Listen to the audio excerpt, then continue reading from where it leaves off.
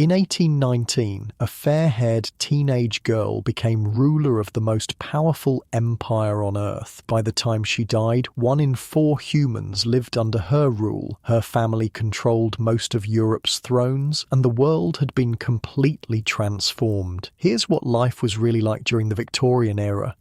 So yeah, if these stories help you sleep, subscribe. And I'm curious, what time is it where you are? Comment your location and time. I saw someone from Tokyo last week saying it was already tomorrow there. Still trying to wrap my head around that. Okay, tonight it's the Victorian era. But wait, are you comfortable? No, really. Check. Pillows, blankets, the whole deal. Where we're going, you'll want to be settled. Your eyes flutter open to darkness. The heavy damask curtains around your bed block out almost all light. For a moment, you're disoriented. Is it morning already? You can hear the faint sounds of servants moving somewhere in the massive palace, their footsteps muffled by thick carpets. The air is cold against your face, but beneath the layers of blankets, you're warm enough. This is Kensington Palace, and the year is 1819.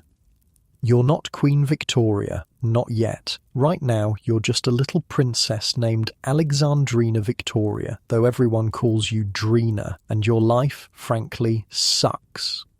I mean, sure, you live in a palace, but it's a damp, drafty old place that smells of mildew and coal smoke. Your bedroom isn't even your own. Your mother makes you sleep in her room, in a little bed next to hers. You're not allowed to walk downstairs without holding someone's hand. At 5 years old, that might make sense, but this rule will continue until you're literally an adult.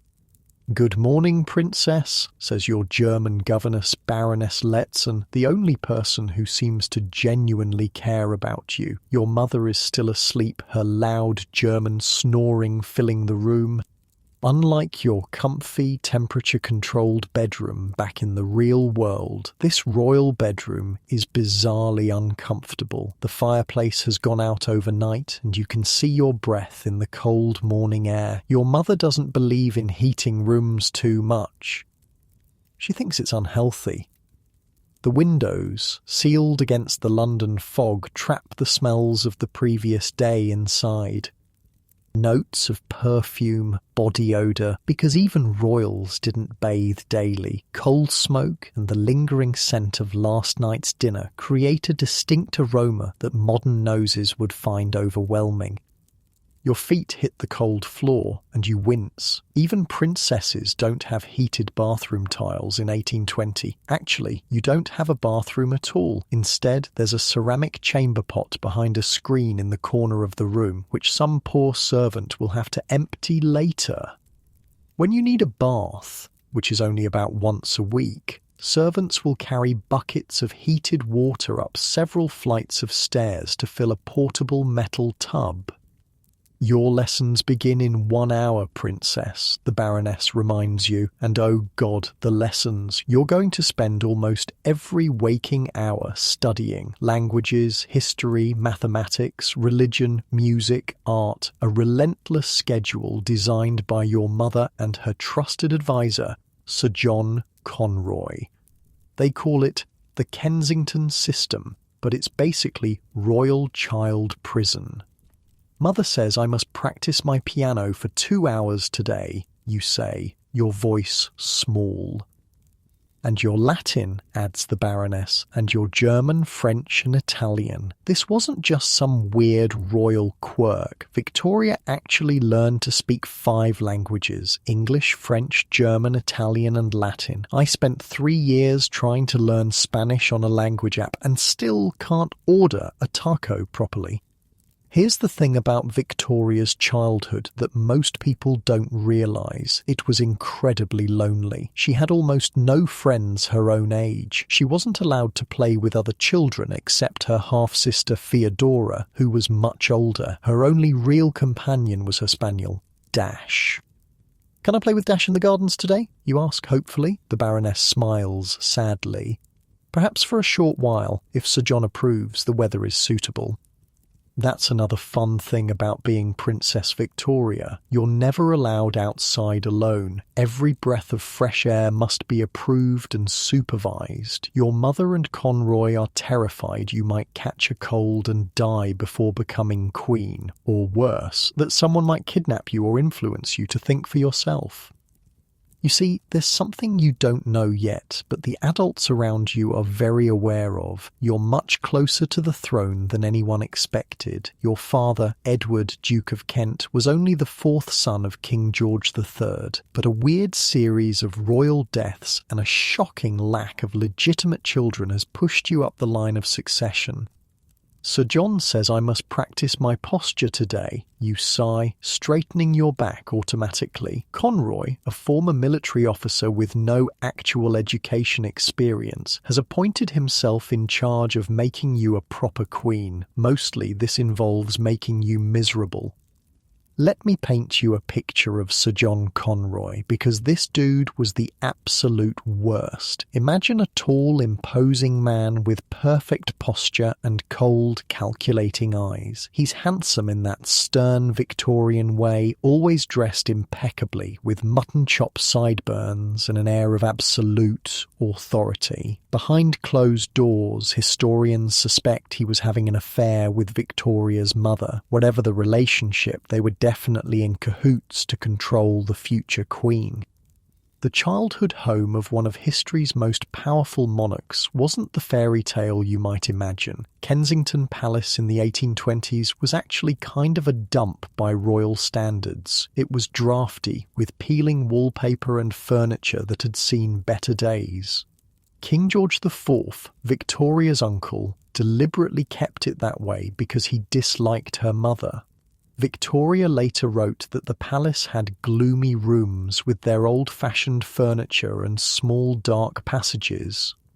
The walls of Kensington were literally closing in on young Victoria. Her entire world consisted of a few rooms where she was constantly watched. Even her dolls were educational tools. She had to sew their clothes herself as part of her domestic training. She wasn't allowed to read novels or attend the theatre. Her meals were plain and strictly scheduled. Every minute of her day was planned by others. Time for breakfast, the Baroness says, helping you dress in a simple white cotton dress with a pinafore. No fancy princess gowns for daily wear. Victoria's mother insisted on simple, practical clothing. Breakfast in the royal household is disappointingly basic. A small portion of porridge, some bread with butter, and weak tea with milk. Victoria's mother believed in a simple diet for children. No sugary cereals or chocolate-filled croissants here. The bread is dense and chewy, nothing like the soft sandwich bread you're used to. I've had a letter from your cousin, Princess Sophia, the Baroness mentions as you eat. She sends her regards. Cousins. You have so many cousins, all part of the vast network of European royalty. Most of them you've never met. Your mother keeps you isolated from the court, from your father's family, from anyone who might challenge her control. It's all part of the plan. Keep you dependent on her and Conroy, so when you become queen, they'll be the ones actually ruling. Hold up. Let me paint you a picture of European royalty at this time. Imagine the most dramatic, backstabbing, incestuous family reunion possible, but everyone's wearing crowns. Victoria's grandfather, George III, yes, the one who lost America, had 15 children. These royal kids and their offspring were married into every major European royal house, creating a tangled web of cousins ruling different countries. Victoria herself would later marry her first cousin, Albert. This wasn't considered weird, it was strategic family business. The king is very ill, you overhear your mother whispering to Conroy later that morning. William may not last the year. King William IV, your uncle, the current king of England. If he dies, you're next. You're 17 now, almost 18. If the king dies after your 18th birthday, you can rule alone. If he dies before, your mother becomes regent, ruling in your name. This is the countdown that dominates your adolescence. Your mother and Conroy desperately want the king to die before your birthday. You desperately need him to hang on just a little longer. "I must speak with the princess about her duties," Conroy announces, striding into the room without knocking. "She must sign the papers." The papers. God, the papers. Conroy has been pushing you for months to sign documents that would make him your private secretary and your mother your regent, even if you're already 18 when you become queen. You've refused every time, even during that horrible incident at Ramsgate. I need to tell you about the Ramsgate incident because it shows just how strong Victoria really was. When Victoria was 16, she got extremely sick while staying at a seaside town called Ramsgate. We're talking high fever, delirium, the works. Conroy saw his opportunity and tried to force her to sign papers making him her private secretary. Even delirious with fever, she refused. This teenage girl, who'd been controlled and manipulated her entire life, somehow found the strength to stand up to her abusers when it mattered most. "I will not sign," you say firmly, your voice stronger than you feel. Conroy's face darkens with anger. "You are an ignorant, foolish child. You need guidance. You need me." "I need only what the law provides," you counter. "You've studied constitutional law. You know your rights as the future monarch." This showdown between Victoria and Conroy happened repeatedly in the year before she became queen. Despite being raised to be compliant and dependent, Victoria somehow developed an extraordinary iron will. She understood power and was determined to claim hers when the time came. May 24th, 1837, your 18th birthday. You're officially an adult. The king still lives, though reports say he's failing fast. Your mother gives you a journal as a birthday present, leather-bound with a lock and key. This will become your refuge, the one place you can speak freely. Victoria would end up writing over 60 million words in her diaries throughout her life. That's more than 120 books worth of material. "I shall be glad to have my liberty at last," you write in your new journal that night, and then, less than a month later, it happens. June 20th, 1837, dawn is just breaking over Kensington Palace. You're asleep in your little bed in your mother's room, the same bed you've slept in since childhood. There's an urgent knocking at the door. "The princess must come down immediately," a voice calls. You're awakened, confused. The Baroness helps you put on a robe over your nightgown. Your hair is loose around your shoulders. No time to dress properly. "You must go alone," the Baroness whispers, breaking protocol for the first time in your memory. You descend the stairs without anyone holding your hand. In the drawing room below, you find the Archbishop of Canterbury and the Lord Chamberlain waiting, both looking solemn in formal black clothes. "Your Majesty," they say, bowing deeply. And just like that, everything changes.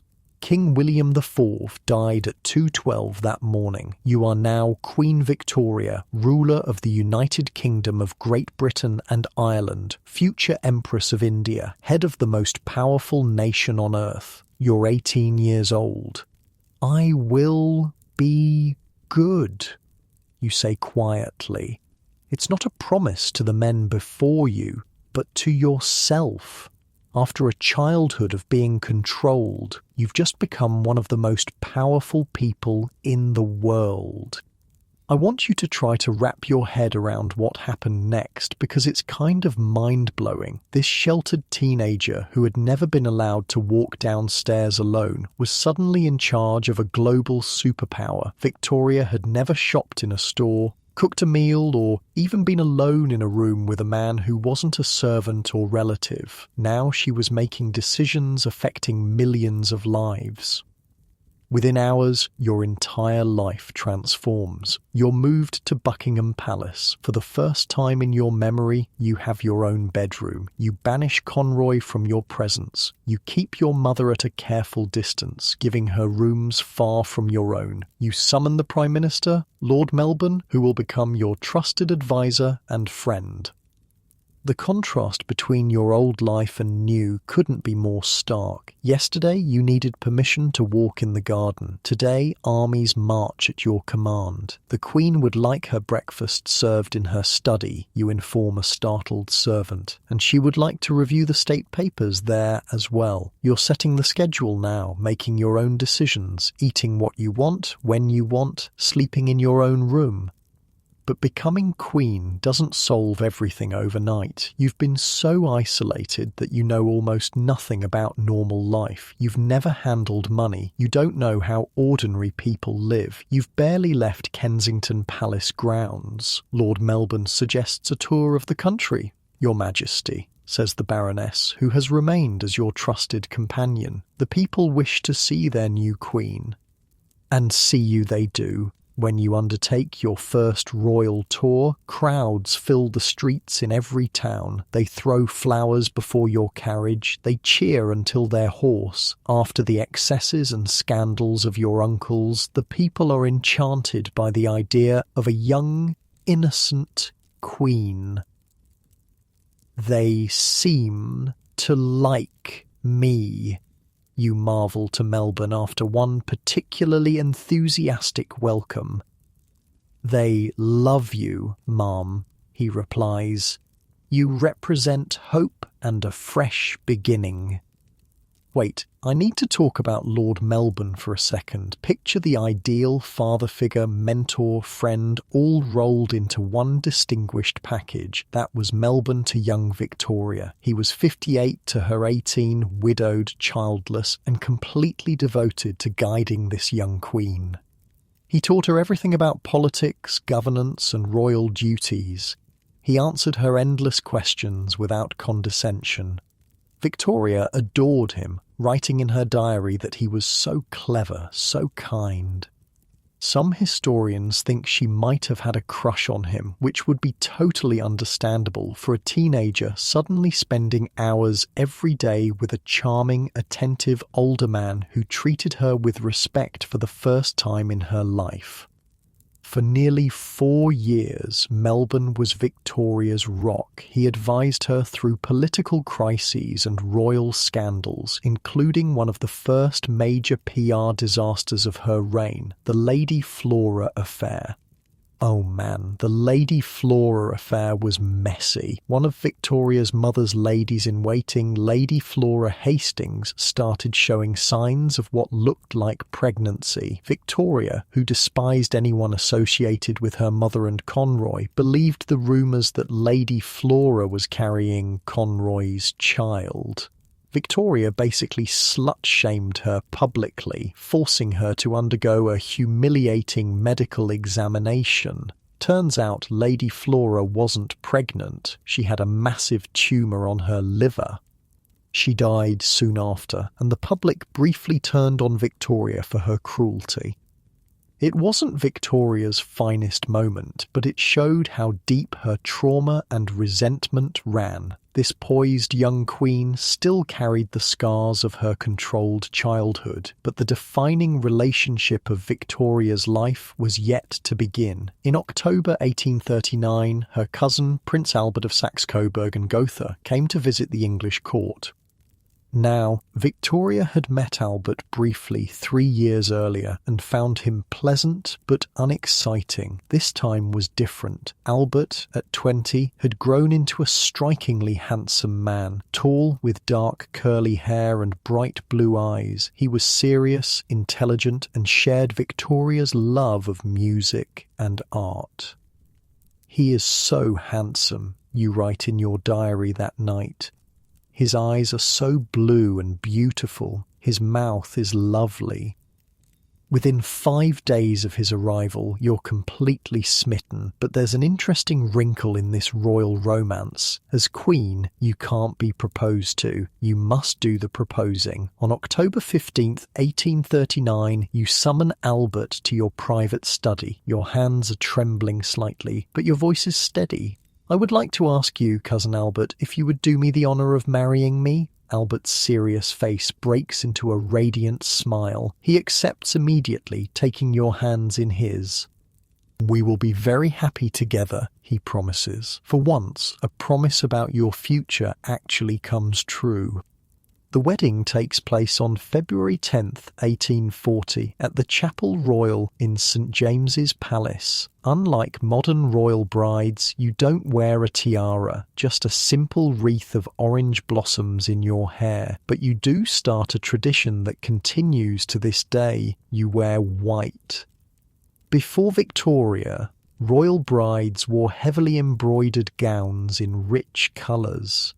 Her choice of a simple white dress revolutionized wedding fashion forever.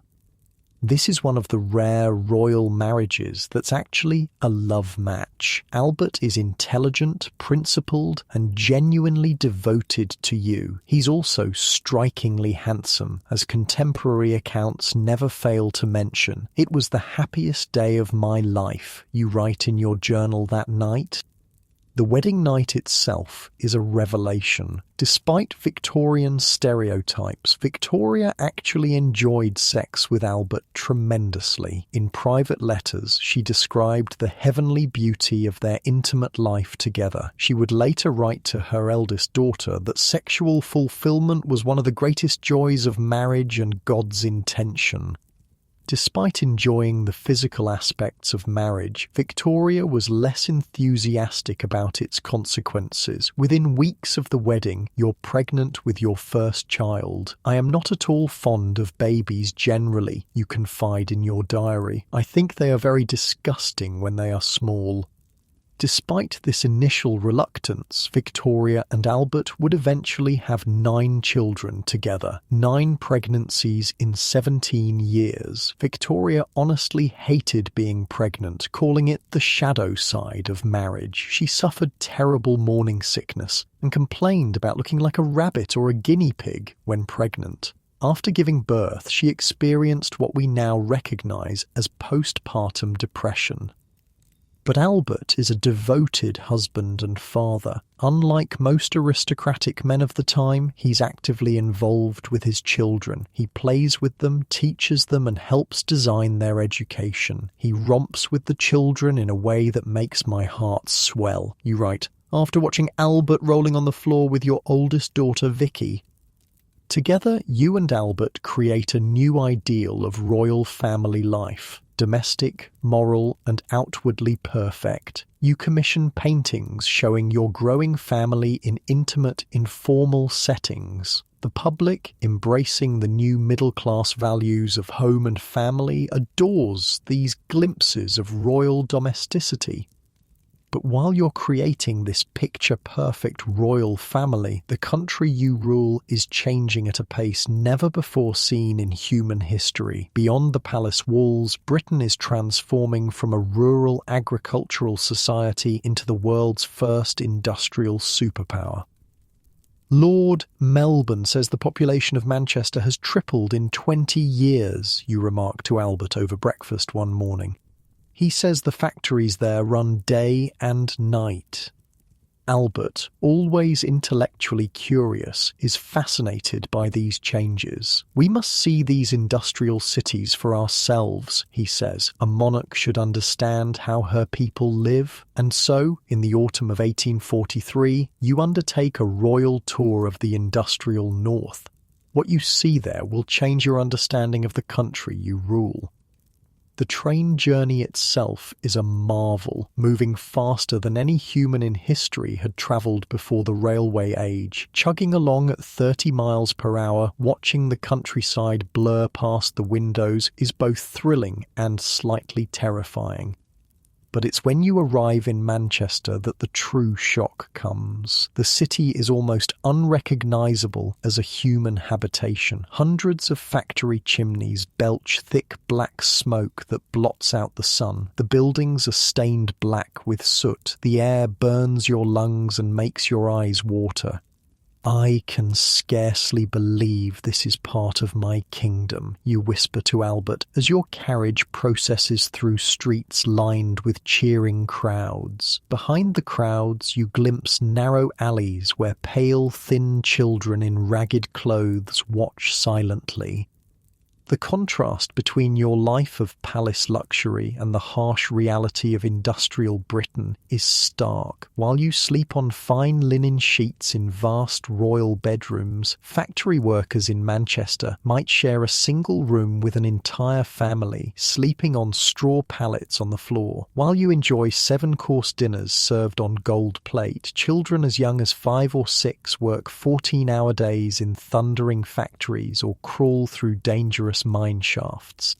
This is the paradox at the heart of the Victorian age: unprecedented progress and prosperity existing alongside desperate poverty and exploitation. It's a world changing faster than anyone can comprehend, where ancient ways of life are disappearing and new ones emerging overnight.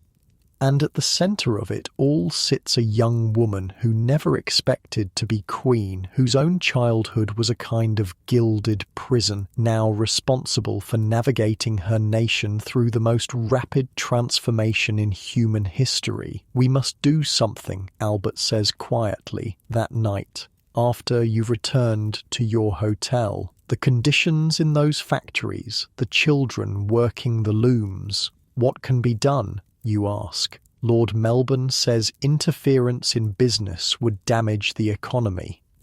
Albert shakes his head. There must be a middle path between unfettered capitalism and state control, regulations to protect the most vulnerable, particularly children. This conversation, or ones very like it, led to real reforms. Albert became a passionate advocate for improving working conditions, public health and education. Victoria, influenced by her husband, supported many of these causes.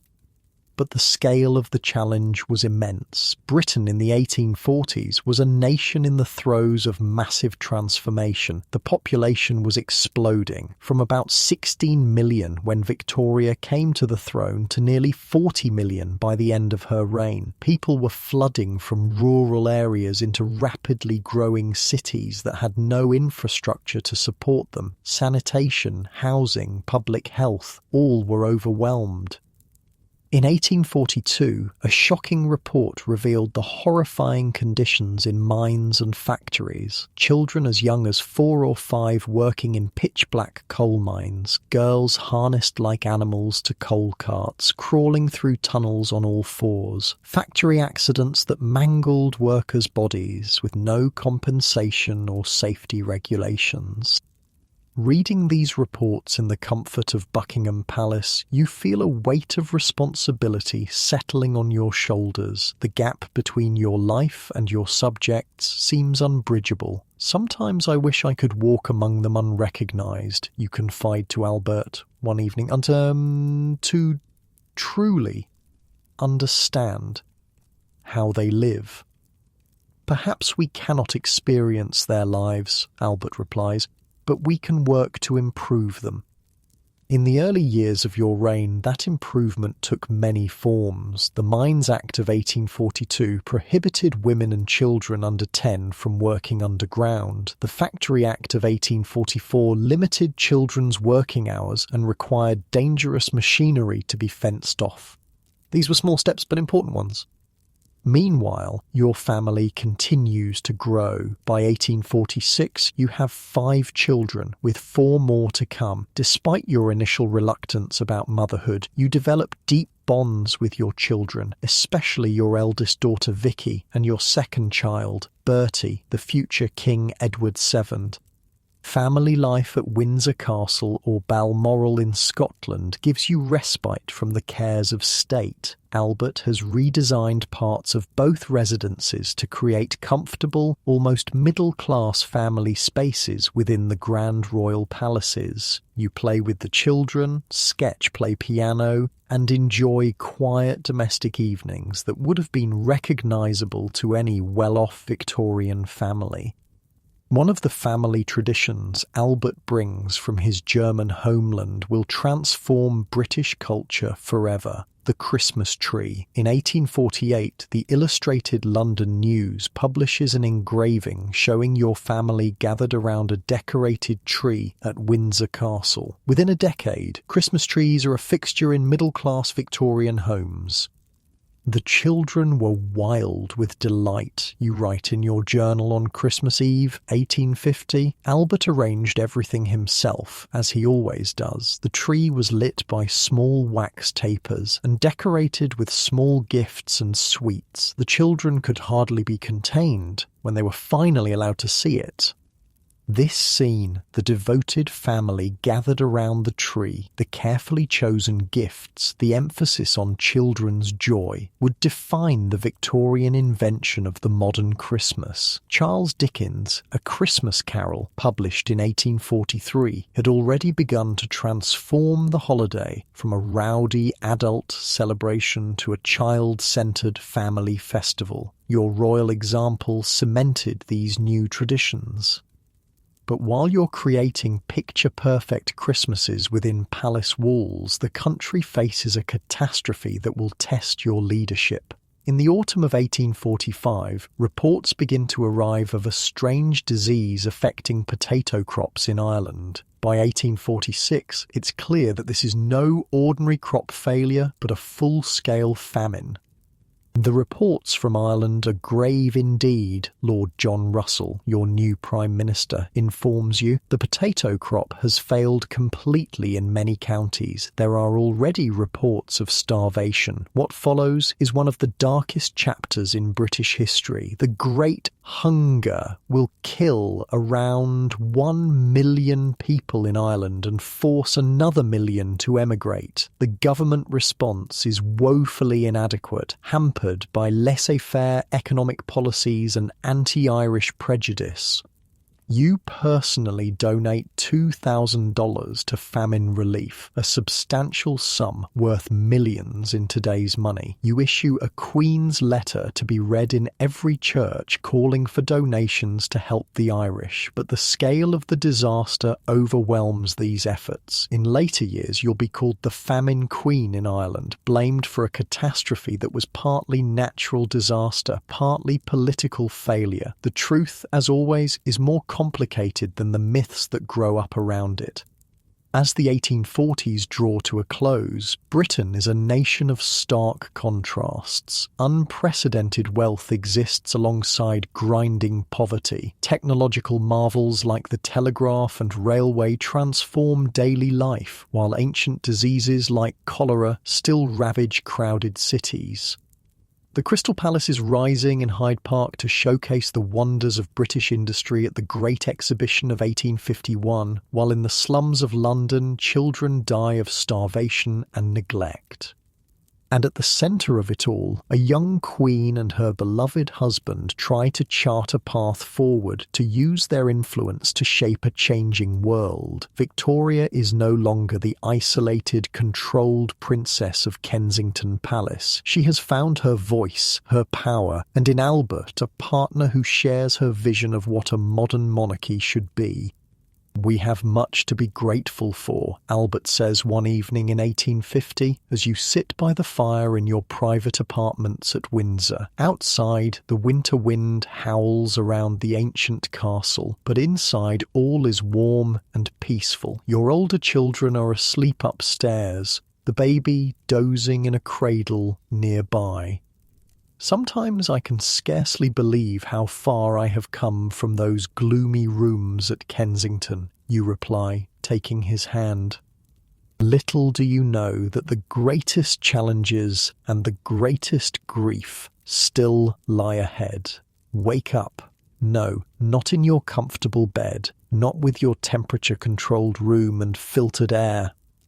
You're waking up in a small windowless room in Manchester, 1848. Your eyes sting before they even open. The air is thick with coal smoke that seeps through the cracks in the walls. You're not alone. 5 other people are crammed into this 10 by 12 foot space, sleeping on straw pallets laid directly on the dirt floor.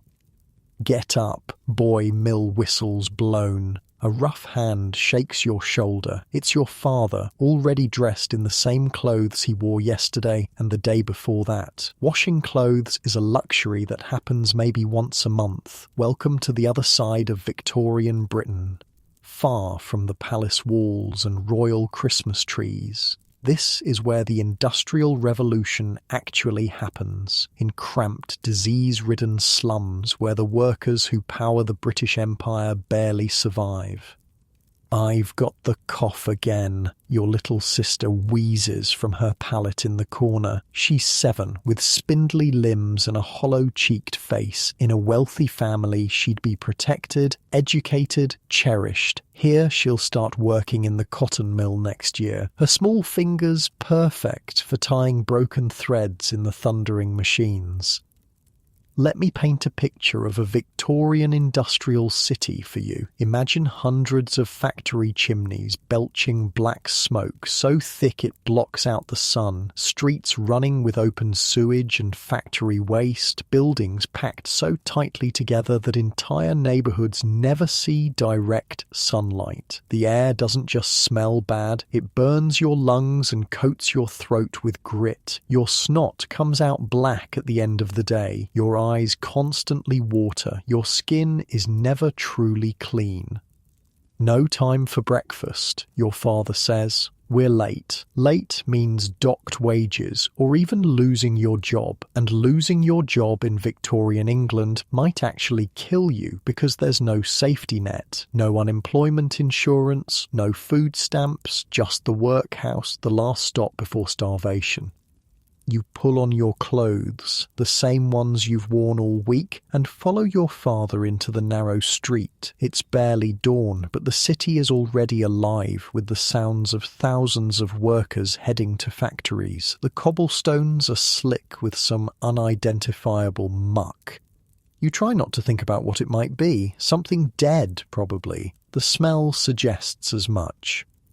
The overseer says I might move up to the spinning floor next month, your father says, his breath visible in the cold morning air. 2 more shillings a week. 2 more shillings. The difference between meat once a week or twice. The difference between candles for light or darkness.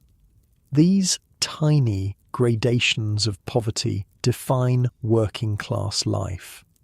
In the 1840s, Manchester's population exploded from about 75,000 to over 300,000 in just a few decades. People flooded in from the countryside, drawn by the promise of factory jobs. The city couldn't build housing fast enough. What they did build was often shoddy, crowded, and dangerous.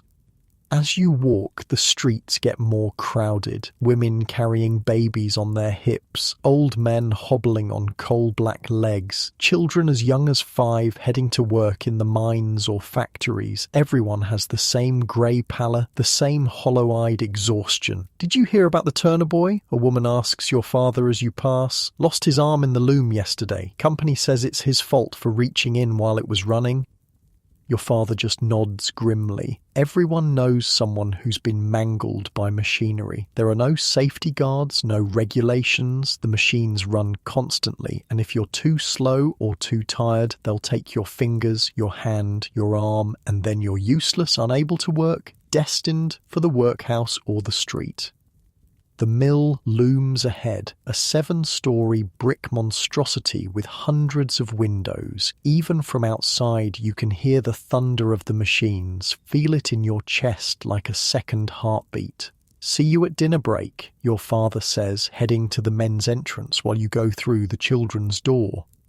Inside, the noise hits you like a physical force, hundreds of mechanical looms clacking and banging, the hiss of steam, the shouts of overseers. It's so loud that workers develop a special sign language to communicate. Many go partially deaf within years. But it's not just the noise that assaults you, it's the heat and humidity. The cotton threads break less often if the air is damp, so they keep the factories hot and steamy. In summer, temperatures can reach 100 degrees. Workers sometimes collapse from heat exhaustion. And the cotton fluff, it's everywhere, floating in the air like toxic snow, settling on your clothes, your skin, in your lungs. Byssinosis, brown lung disease, is what they'll eventually call it, this slow suffocation that turns so many textile workers into hollow-chested ghosts by their 30s. "You're 2 minutes late, boy," shouts Mr. Jenkins, the floor overseer. "That's a penny off your wages." A penny might not sound like much, but when you're making maybe 3 shillings a week, about $15 in today's money, every penny counts. Victorian factory discipline was brutal and unyielding. Some factories had a system of fines so extensive that workers might lose a quarter of their wages for infractions like talking, sitting down, or opening a window for fresh air. Your job is to crawl under the massive looms when threads break or the fabric tangles. It's dangerous work. The machines don't stop, and you're squeezing between moving parts that could crush you in an instant. But small bodies fit where adults can't go, and children are cheaper to employ. 10 hours. That's your workday since the 10 Hours Act of 1847. Before that, 12 or 14 hours was common, children as young as 5 working from dawn until after dark. The reformers who pushed through the 10-hour day were considered radical for suggesting that maybe, just maybe, children shouldn't work themselves to death before puberty. When dinner break finally comes, you sit on the floor with the other children, eating a piece of bread spread with dripping, congealed animal fat. If your family was doing well this week, there might be a chunk of cheese or an onion, a sip of water from a communal dipper. 20 minutes, then back to work. "Did you see the Queen is having another baby?" one of the older girls says between bites. "Must be nice being royal." The papers, cheap ones printed on rough paper with sensational headlines, made their way even to factory floors. Victoria's growing family, her dresses, her palaces, they were like fairy tales to people whose entire lives played out within a few grimy blocks. "My mum says the prince is trying to help us," another boy offers. "Says he's talking to Parliament about the sewage and stuff." Prince Albert was indeed one of the more progressive royal figures when it came to social reform. He was genuinely disturbed by the conditions in industrial cities and pushed for improvements in housing, sanitation, and education. But good intentions at the top translated slowly, if at all, to actual changes on the ground.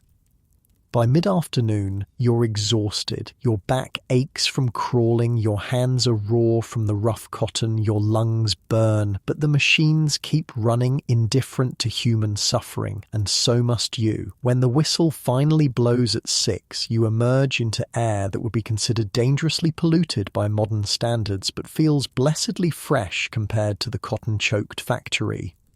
Your father meets you outside, his face grey with fatigue. "Fish and chips tonight," he says, managing a smile. "Your mother got a bit extra from the washing."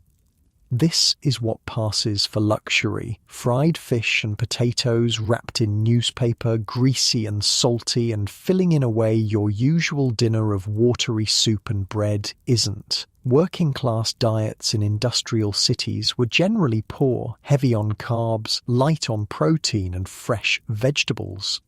Malnutrition was common, especially among children. Rickets, caused by vitamin D deficiency, was so prevalent that bowed legs were considered a normal part of growing up. As you walk home, you pass through different neighbourhoods, each with its own distinct level of misery. There's the Irish Quarter, where families fleeing the potato famine have crowded into cellars and abandoned buildings. The mortality rate there is twice as high as the rest of the city. Don't stare, your father warns as you pass a group of hollow-eyed children picking through a pile of garbage. That could be us if the work dries up. This wasn't hyperbole. The Victorian working class lived perpetually on the edge of catastrophe. One illness, one accident, one economic downturn, and a family could slide from precarious stability into outright destitution.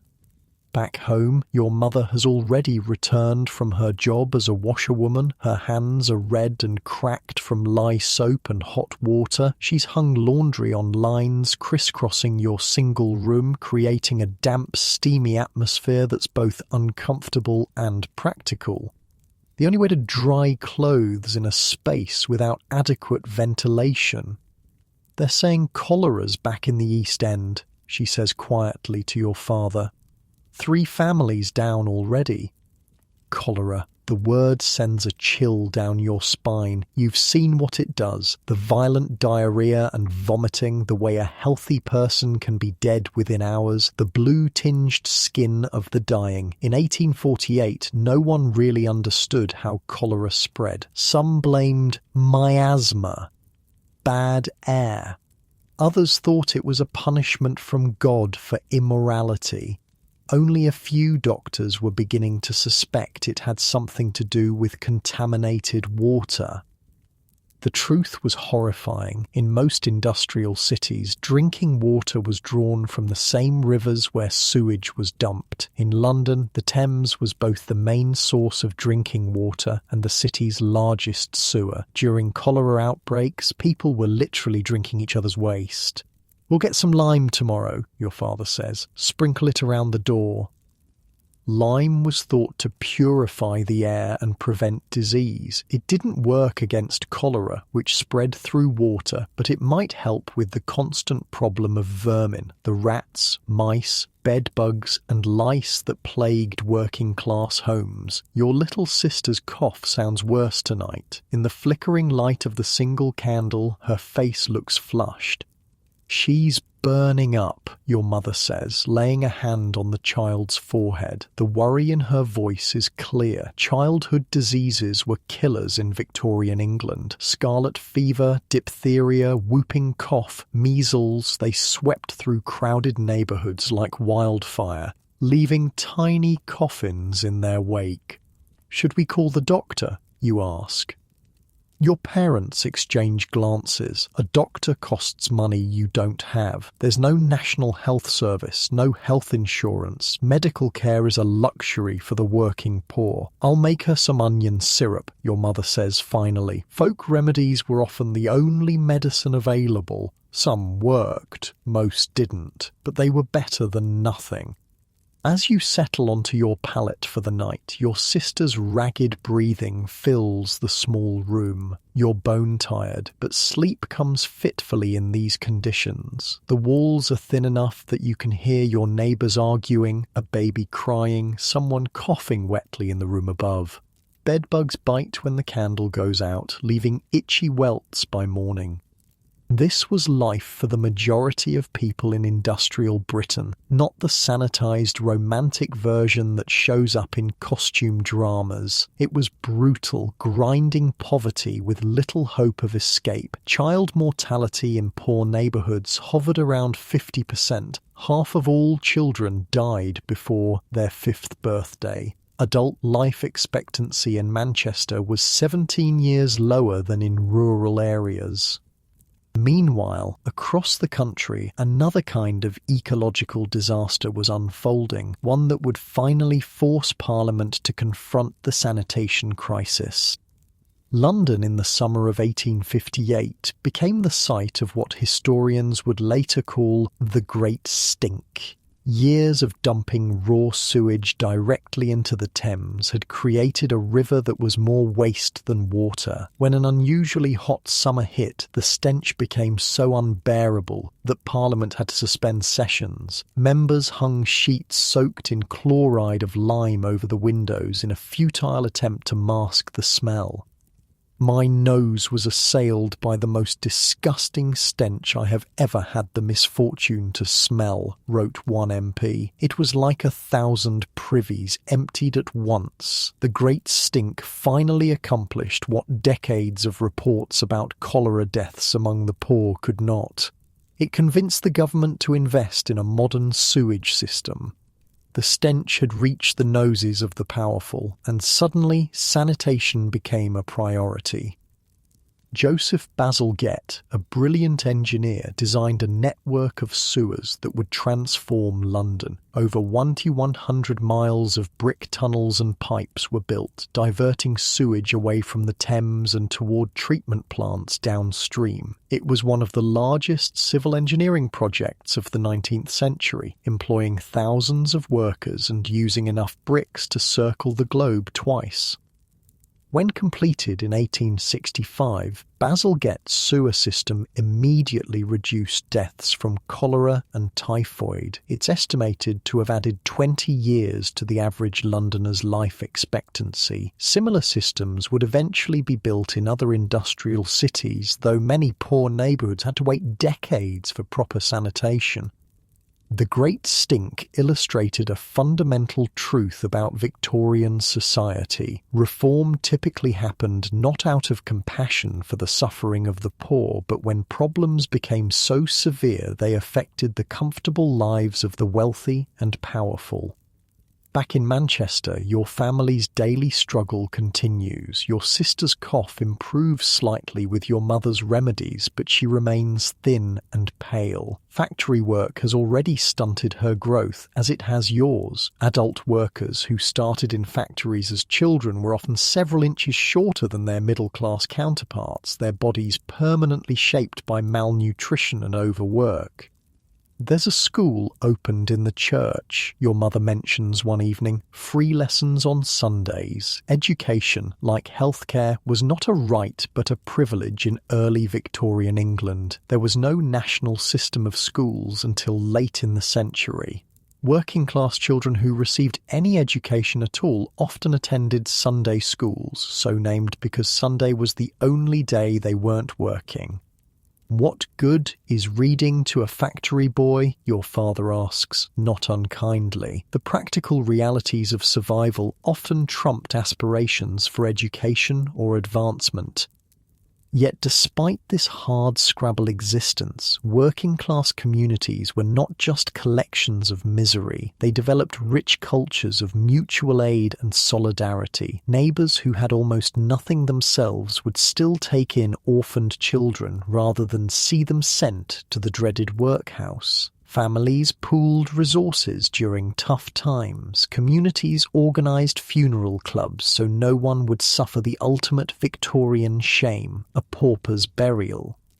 Music halls provided cheap entertainment. Street vendors sold everything from meat pies to second-hand clothes. Religious organisations offered not just spiritual comfort but practical help. Soup kitchens, clothing distributions, basic medical care. "Did you hear they're putting in gas lamps on the main road?" your mother says as she darns a sock by candlelight. "Mrs. Higgins says they'll burn all night. Imagine that. Streets you can see in after dark." The technological marvels of the age were gradually filtering down to even poor neighbourhoods. Gaslighting, indoor plumbing, for some, mass-produced goods that made small luxuries more affordable. Progress was coming, albeit slowly and unevenly. One evening, something unusual happens. A well-dressed gentleman appears in your neighbourhood, knocking on doors and asking questions. He's accompanied by a local minister who seems to know everyone. "It's one of them government inspectors," your neighbour whispers, "writing a report on housing," they say. The 1840s saw the rise of the social investigator, middle and upper-class reformers who ventured into poor neighbourhoods to document living conditions. Their reports, shocking to comfortable readers, helped build momentum for reform. When they knock on your door, your parents are clearly uncomfortable with these higher-class visitors seeing your cramped, damp living quarters, but the inspector is respectful, asking about your work, your health, your wages. He takes notes in a small book, nodding gravely. 7 people in 1 room, he mutters. No ventilation, no sanitation. Exactly as Dr. Chadwick described.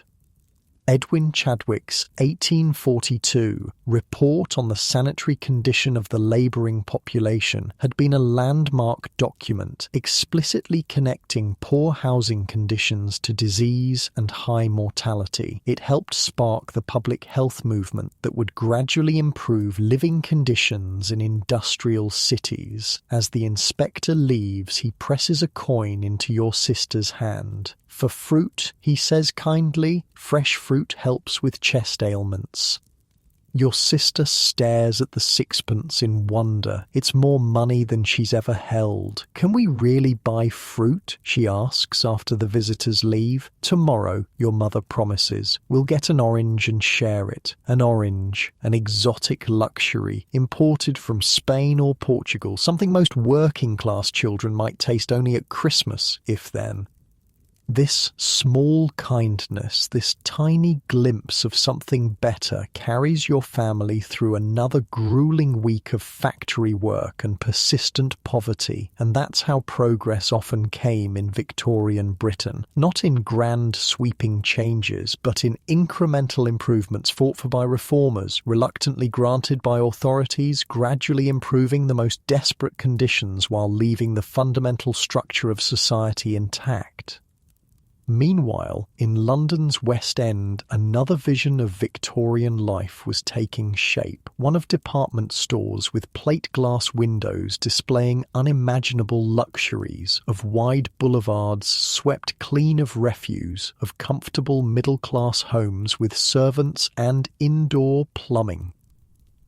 The Great Exhibition of 1851 would soon showcase Britain's industrial might to the world, presenting a sanitized, triumphant narrative of progress that conveniently erased the human cost of that prosperity.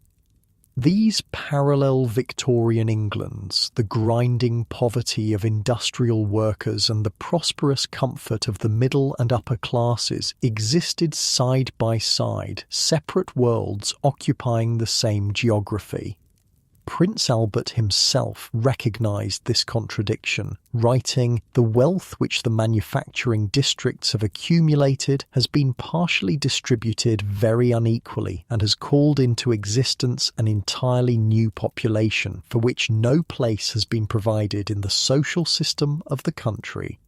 As you drift off to sleep that night, your sister's breathing sounds a little easier. Tomorrow will bring another day of factory work, another fight for survival, but perhaps, just perhaps, things might someday get better. The inspector's visit, the promised orange, the new gas lamps, tiny pinpricks of light in an otherwise dark existence.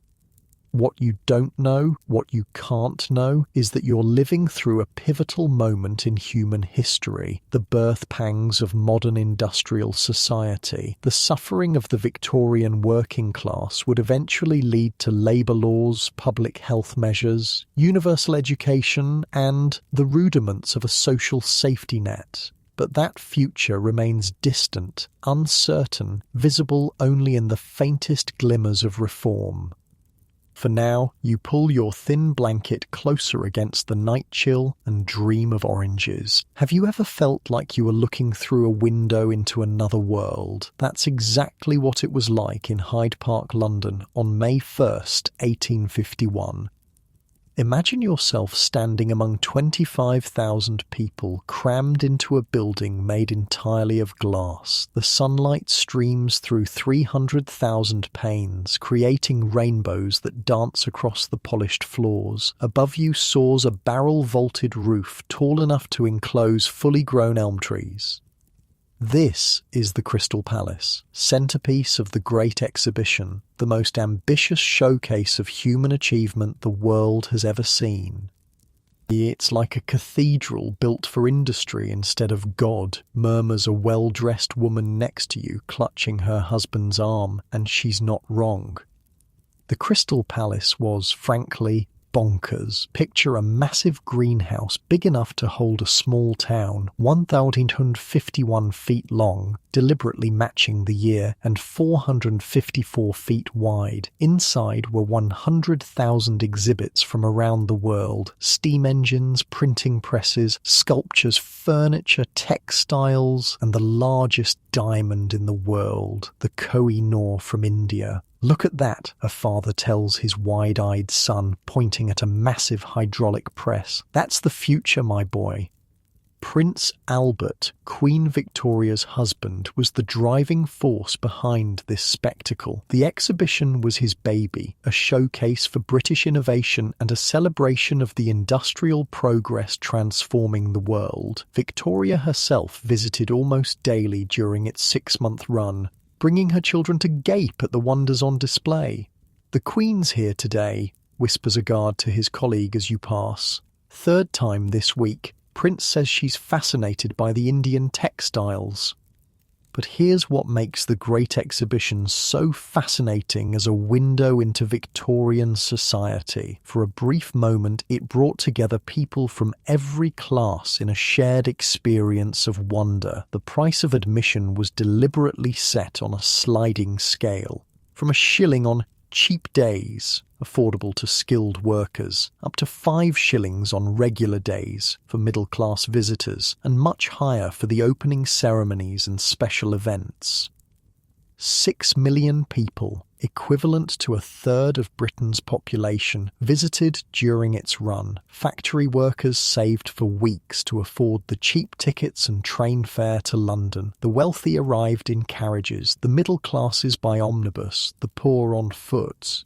"They've got a proper water closet here," says a workingman, gesturing to his wife with excitement. "Flushes away the waste with water. Imagine that in our neighbourhood."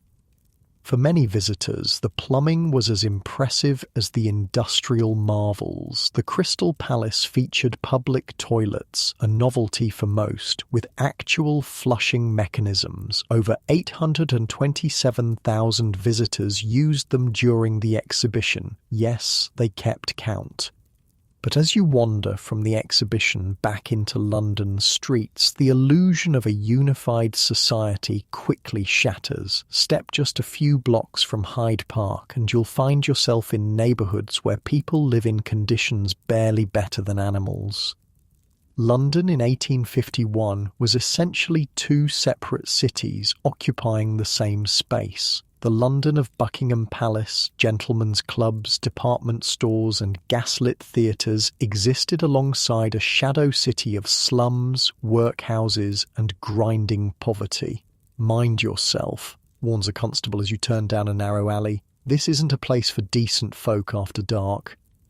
The alley opens into a courtyard surrounded by crumbling tenements. Children with dirty faces play in the mud. A woman empties a chamber pot from an upper window, barely missing the passers-by below. The stench of rotting food, human waste, and unwashed bodies is overwhelming. This is St Giles, one of London's most notorious slums, known to locals as the Rookery. Similar neighbourhoods, Jacob's Island, Seven Dials, Saffron Hill, dotted the city like islands of misery amid growing prosperity. Charles Dickens, who knew these streets well, described Jacob's Island as the filthiest, the strangest, the most extraordinary of the many localities that are hidden in London. His novels didn't exaggerate the conditions. If anything, they sanitized them for his middle-class readers. The class divide in Victorian Britain wasn't just about money. It was a complete separation of realities. Different classes lived in different neighbourhoods, ate different foods, wore different clothes, even spoke differently. Most importantly, they faced wildly different odds of basic survival. Let me show you what I mean.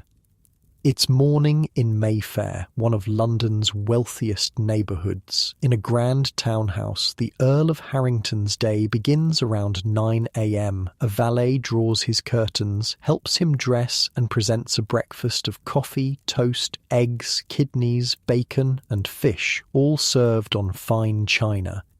The Earl's clothes for a typical day would include a tailored shirt with detachable collar, a waistcoat, a cravat or necktie, a frock coat, pressed trousers, polished boots, and a top hat if he's going out. The outfit represents the yearly income of a skilled worker.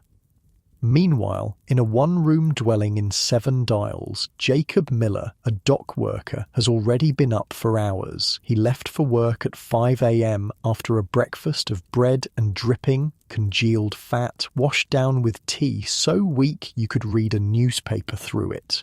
His wife and 5 children share the single room, which costs half their weekly income in rent. Jacob owns one set of clothes, patched repeatedly. When they're washed, rarely, water must be carried from a communal pump. He has to stay in bed until they dry. His boots have cardboard stuffed in the soles to cover the holes. The gentleman who draws the water cart says there's cholera on Bell Street. Jacob's wife tells a neighbour as they queue at the pump, 3 dead since Tuesday. Disease was perhaps the great equalizer. It affected all classes, but its impact varied dramatically depending on your social position. When cholera struck, the wealthy fled to country estates. The middle classes closed their windows and disinfected their homes with carbolic acid. The poor, crowded into filthy neighbourhoods with no sanitation, died in droves. "My sister lost 3 in a week," the neighbour replies, filling her bucket from the communal pump, the same pump that might be contaminated with sewage from nearby cesspits. They buried them in the same box to save on the funeral. A pauper's funeral was the ultimate Victorian shame. Unable to afford a proper burial, the poorest had their dead taken by the parish for interment in mass graves, sometimes dozens of bodies piled in a single pit. The horror of this fate led even the most destitute families to prioritise burial insurance, weekly payments to funeral clubs that would ensure a dignified funeral with a coffin, hearse, and individual grave. "We pay 2p a week for each of us," Jacob's wife explains. "Better to go hungry now than be thrown in a pauper's hole at the end." The Victorian obsession with respectability created peculiar priorities. Families that could barely afford food would spend precious pennies on boot polish, clean collars, and funeral insurance, the visible markers of being decent folk rather than the truly destitute. For those who fell to the bottom rung of society, one institution loomed like a nightmare: the workhouse. The Victorian workhouse wasn't just a shelter for the homeless or unemployed. It was a deliberately punitive institution designed to make poverty so unpleasant that only the truly desperate would seek help. The 1834 Poor Law Amendment Act, known to critics as the New Poor Law, established that anyone receiving public assistance had to enter a workhouse. "My John would rather die in the street than go to that place," an elderly woman says, her gnarled hands trembling. "They separate man and wife, 30 years married, and they'd put us in different buildings like criminals." She's not exaggerating. Workhouses were designed to break family bonds. Husbands and wives were housed separately and might go months without seeing each other. Children over 7 were taken from their mothers. Inmates wore uniforms, followed strict schedules, ate bland food in silent dining halls, and performed tedious, often pointless labour, breaking stones, picking oakum, unravelling old ropes into fibres, or turning cranks that produced nothing. "My grandson was in the Lambeth workhouse," the old woman continues, "said the gruel was so thin you could see the bottom of the bowl through it, and never enough. Growing boy needs more than that." Oliver Twist's famous request, "Please sir, I want some more," resonated with Victorian readers precisely because they knew such a simple plea would be treated as outrageous insolence in the real workhouses of the time. The workhouse cast such a long shadow of fear that many families would go to extraordinary lengths to avoid it, including slow starvation, dangerous work, prostitution, or crime. Better the devil you know than the workhouse devil, as a common saying went. Across town, in a comfortable villa in the new suburb of Bayswater, the Davis family represents another reality entirely, the rising Victorian middle class. Mr. Davis is a bank clerk earning $300 a year, about $45,000 in today's money. They employ 3 servants, a cook, a housemaid, and a nursemaid for their 4 children. Mrs. Davis has never cleaned a floor, washed clothes, or cooked a meal in her married life. Her days revolve around managing the household, making social calls, and raising her children. The family eats 3 substantial meals daily, with meat at both lunch and dinner.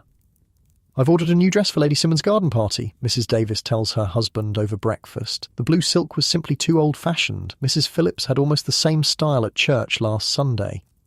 For middle-class Victorian women, appearances were everything. Their homes, clothes, manners, and children were all reflections of their social standing. Maintaining this facade often required ruthless economizing behind the scenes, cutting corners on servants' food to afford better cuts of meat for the family table, or darning sheets in private while presenting an immaculate front parlour to visitors.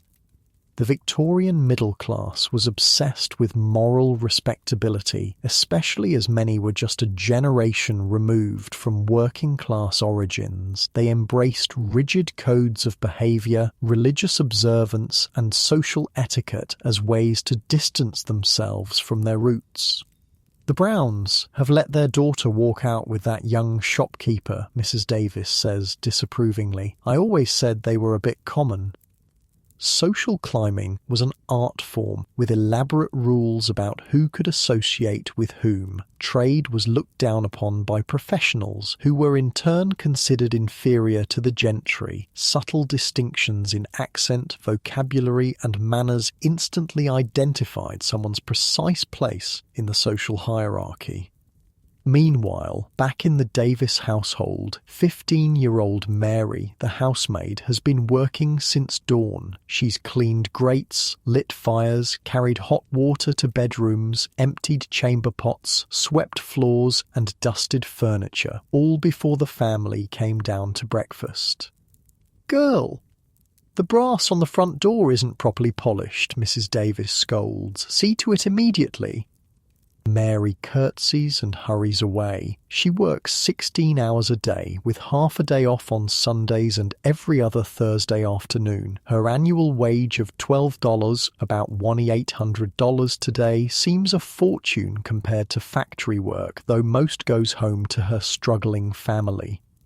Domestic service was the largest employer of women in Victorian Britain. By 1900, 40% of all female workers were servants. For many working-class girls, it offered a path to literacy, regular meals, and decent housing, though at the cost of near-total loss of personal freedom and often exposure to exploitation or abuse. "The master's son tried to corner me in the pantry again," Mary confides to the cook when they're alone. "I told him I'd scream so loud his mother would hear." Sexual harassment and assault of female servants was so common it was a standard plot point in Victorian literature, with few legal protections and the constant threat of dismissal without a character reference. Many young women had little recourse against predatory employers or their sons. Let me take you to one more home before we leave this tour of Victorian class life. In rural Hampshire, about 50 miles from London, the Reverend George Sutton lives with his family in a small but comfortable vicarage. As a country parson with a modest private income, he occupies a curious middle ground, educated and genteel, but far from wealthy. "The roof needs repairs again," he tells his wife over tea in the garden. "I shall have to speak to the bishop about additional funds." Rural life moved at a different pace than the frenetic industrial cities. Here, the seasonal rhythms of planting and harvest still dictated much of life, though even agricultural work was being transformed by new machinery. Steam-powered threshers were replacing flail threshing by hand. Horse-drawn reapers were cutting wheat more efficiently than teams with scythes. "The Johnsons have had to let go 3 of their farm labourers," Mrs. Sutton replies. "That new reaping machine does the work of 10 men, George." Agricultural workers were among the most vulnerable in Victorian society. Poorly paid, subject to the whims of weather and harvest, they faced the constant threat of mechanisation eliminating their livelihoods. Many eventually joined the exodus to industrial cities, swapping rural poverty for urban slums in hope of steadier wages. The vicar's position gave him a unique view of his parish's social divisions. He dined occasionally with the local gentry at the manor house, counselled middle-class shopkeepers and farmers, and ministered to the poorest agricultural labourers in their cottages. "I visited the Wilkins family today," he tells his wife. "The youngest has the fever.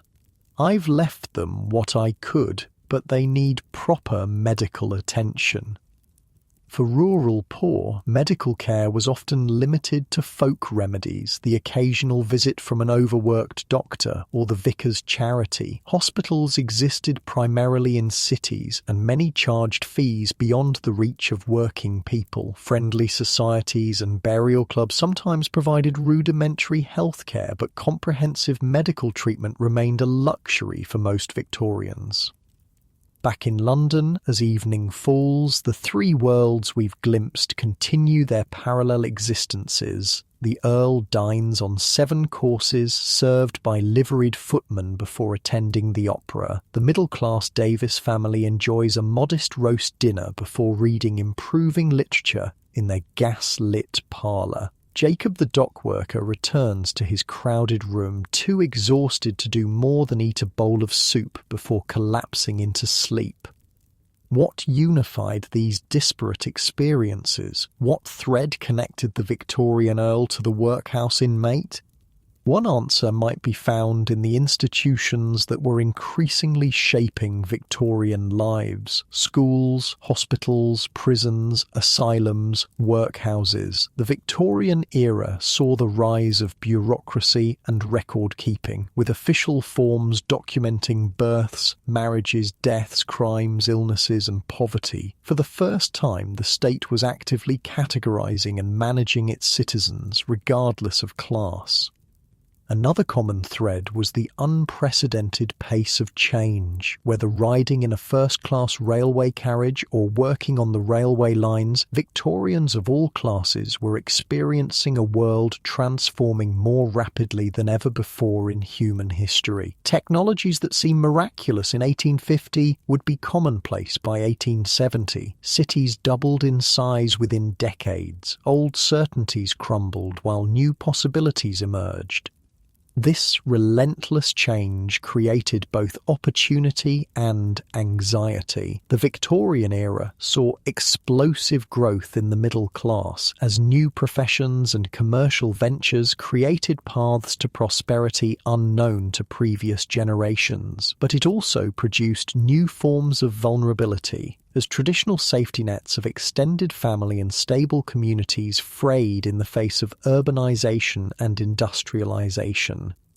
The class system itself was simultaneously becoming more rigid in its social boundaries, while more permeable in terms of mobility. Nouveau riche industrialists might buy country estates but find themselves snubbed by old money neighbours. Educated professionals claimed higher status than wealthy merchants. The expanding empire created opportunities for adventurous souls to reinvent themselves far from home.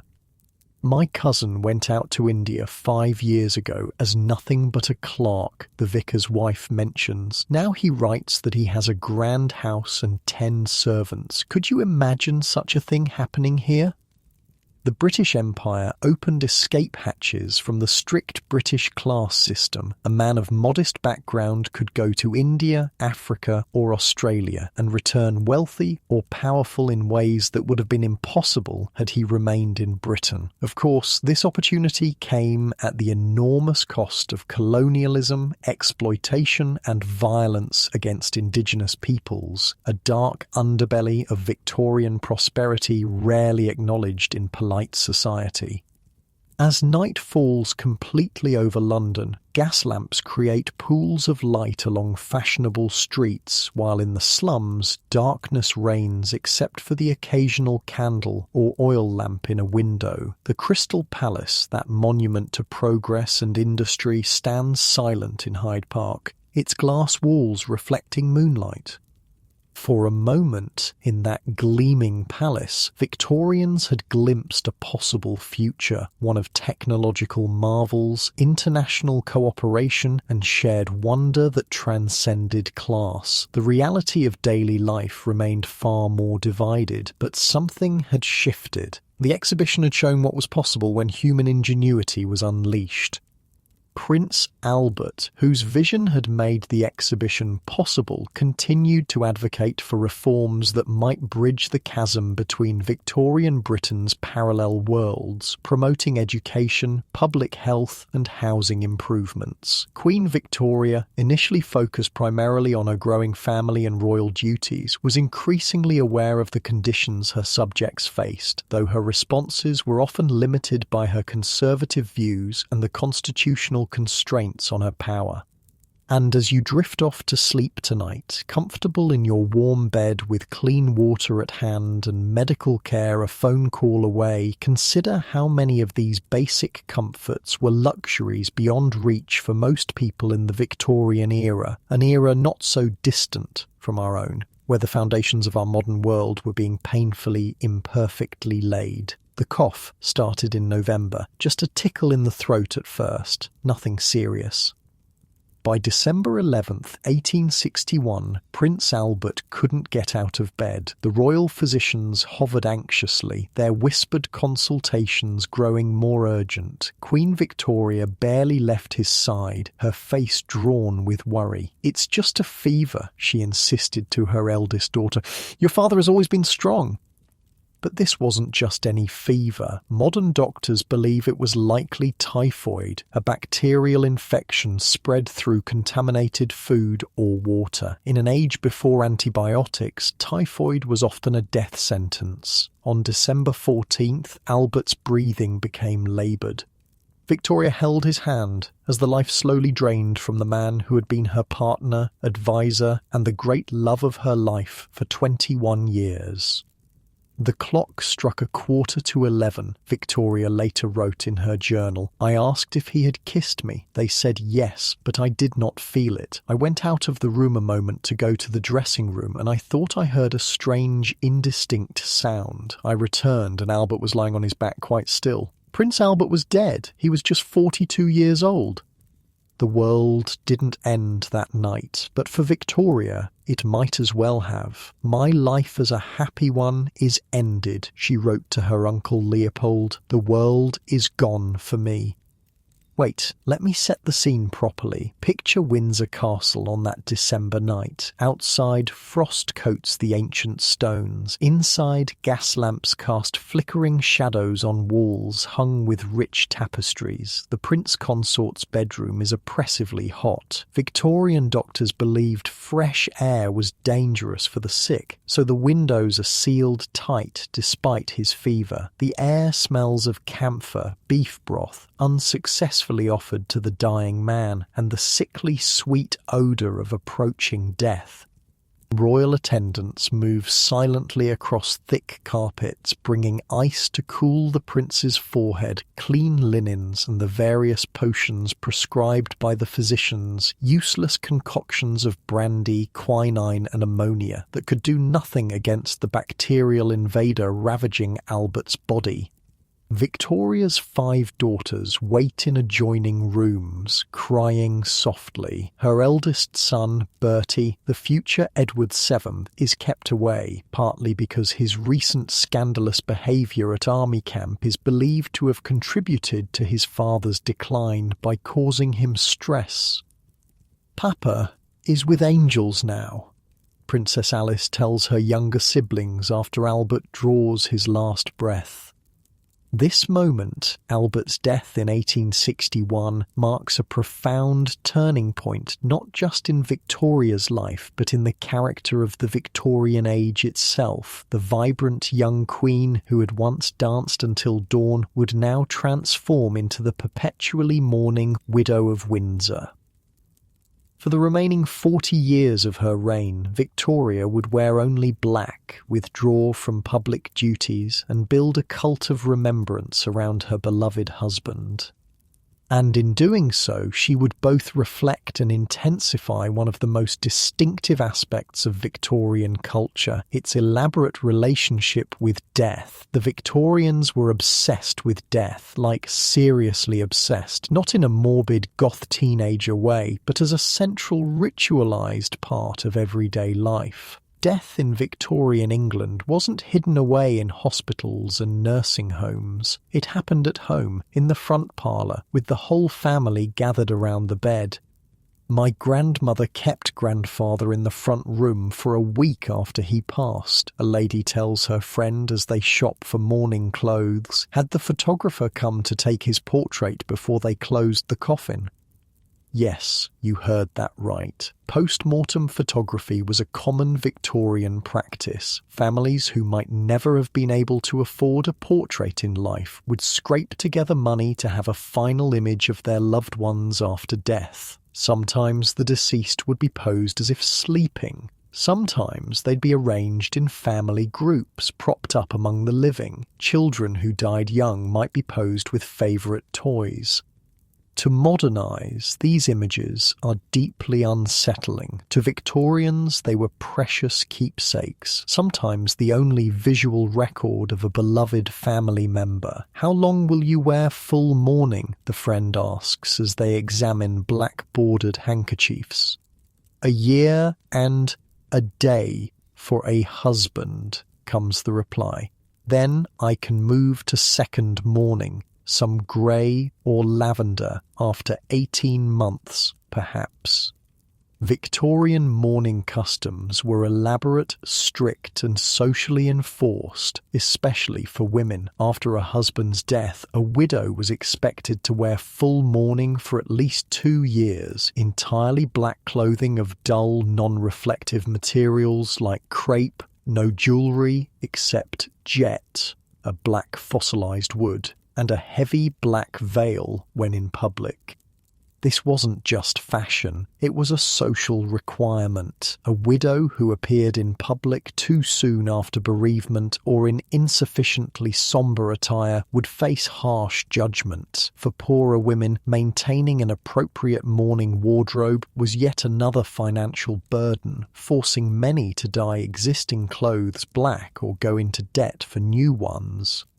Victoria took these customs to an extreme. She remained in full mourning not for the expected 2 years, but for the rest of her life. 40 years of unrelieved black. Her obsession with Albert's memory bordered on the pathological. She kept his rooms exactly as they had been when he died, with hot water brought daily for shaving and his clothes laid out each morning.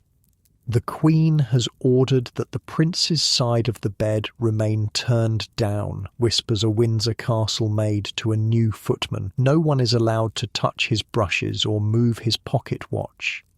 Victoria's retreat from public life after Albert's death caused a serious crisis for the monarchy. For years, she refused to open Parliament, attend public functions, or make appearances, while she continued to work diligently behind the scenes, reading state papers, corresponding with ministers, maintaining her detailed journal. Her subjects began to question the value of an invisible queen.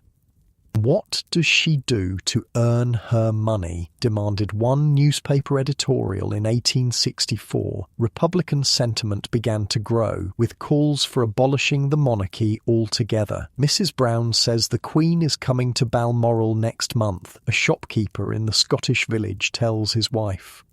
Another summer, hiding away in the Highlands instead of showing herself to her people. Ah yes, John Brown. We should talk about him because he's key to understanding Victoria's middle years. Brown was a Scottish servant from the Balmoral estate who became Victoria's close companion after Albert's death. Rough-mannered, forthright and utterly devoted to the Queen, he provided the emotional support and practical assistance Victoria desperately needed.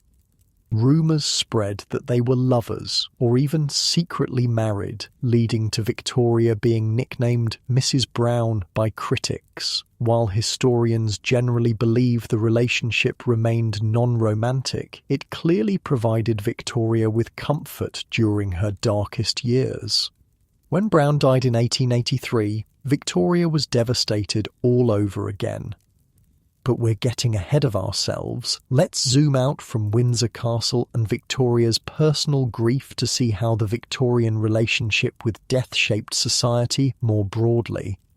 Death in Victorian England was ever present in a way that's difficult for us to imagine today. The average life expectancy for a labourer in Liverpool was just 15 years. In London, it was 26 for working-class men. Even the wealthy weren't spared. Infectious diseases like typhoid, cholera and tuberculosis could strike anyone.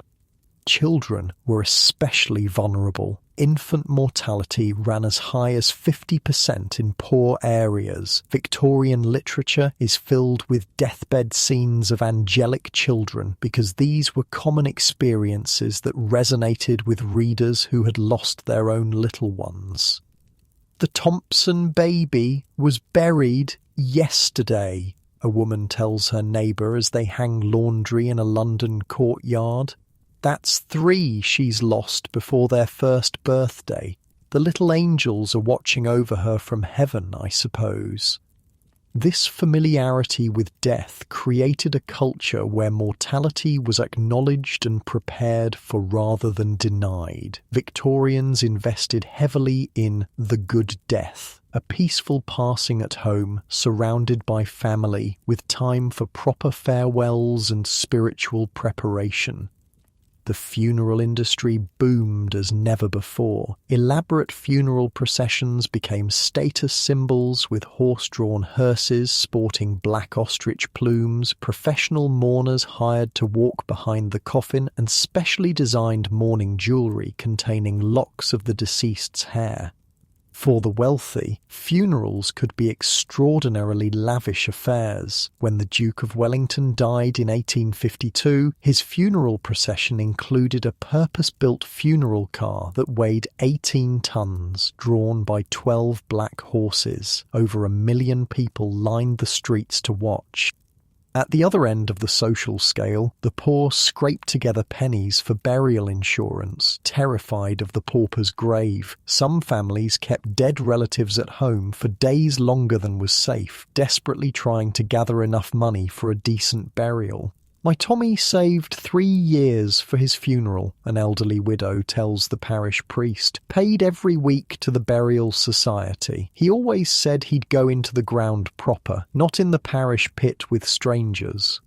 This preoccupation with death wasn't just about fear or superstition. In an era of rapid change and scientific advancement, death remained the great unknown, a mystery that science could study but not solve. This tension between rationalism and spirituality played out in fascinating ways.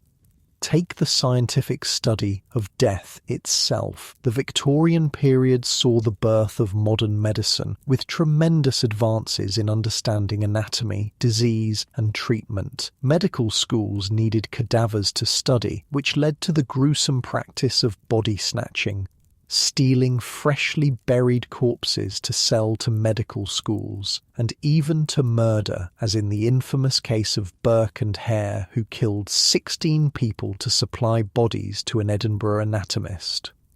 They've put an iron cage over old Mrs. Wilson's grave, a cemetery watchman tells his colleague. Families afraid of the resurrection men coming for her. These mortsafes, iron cages or heavy stone slabs placed over new graves, can still be seen in some British cemeteries today. Silent testimony to the fear of having one's final rest disturbed by body snatchers. The medical advances of the Victorian era were remarkable. Anesthesia was first used in 1842, transforming surgery from a torture to be endured to a painless procedure. Antiseptic techniques pioneered by Joseph Lister in the 1860s dramatically reduced deaths from post-surgical infections. Florence Nightingale revolutionised nursing during the Crimean War, establishing it as a respectable profession based on scientific principles.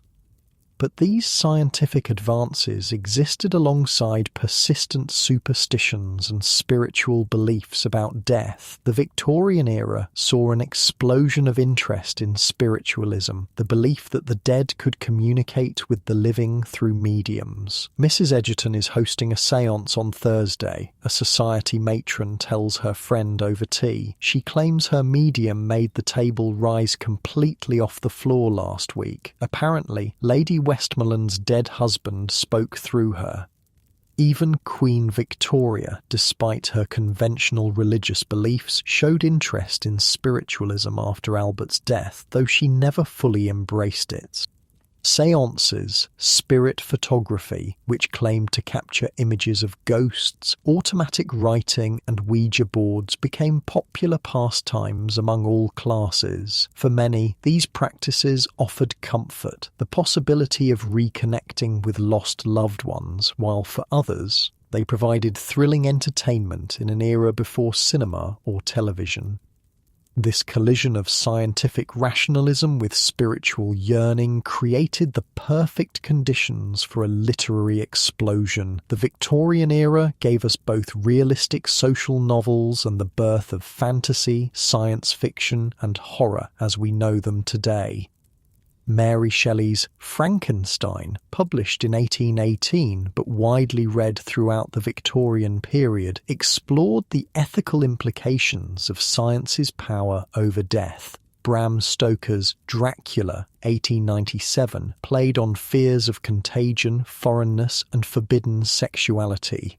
Robert Louis Stevenson's Strange Case of Dr. Jekyll and Mr. Hyde, 1886, examined the duality of human nature. These weren't just entertaining stories, but explorations of the anxieties bubbling beneath Victorian propriety.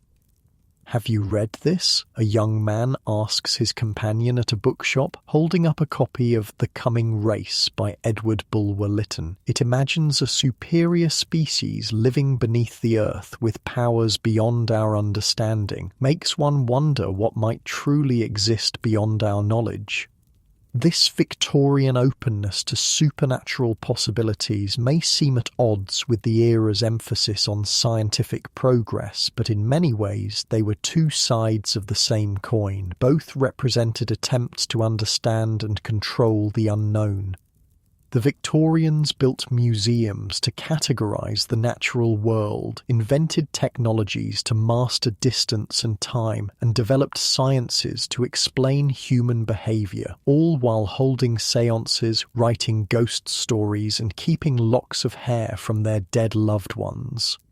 This paradox extended to their views on medicine and the body. Victorian mainstream medicine made tremendous scientific advances, yet folk remedies and potent medicines, often containing alcohol, cocaine, or opium, remained wildly popular across all classes. "Dr. William's pink pills for pale people cured my sister's nervous debility," a woman tells her friend as they pass an advertising poster, "and Mrs. Winslow's soothing syrup works wonders for my baby's teething pains."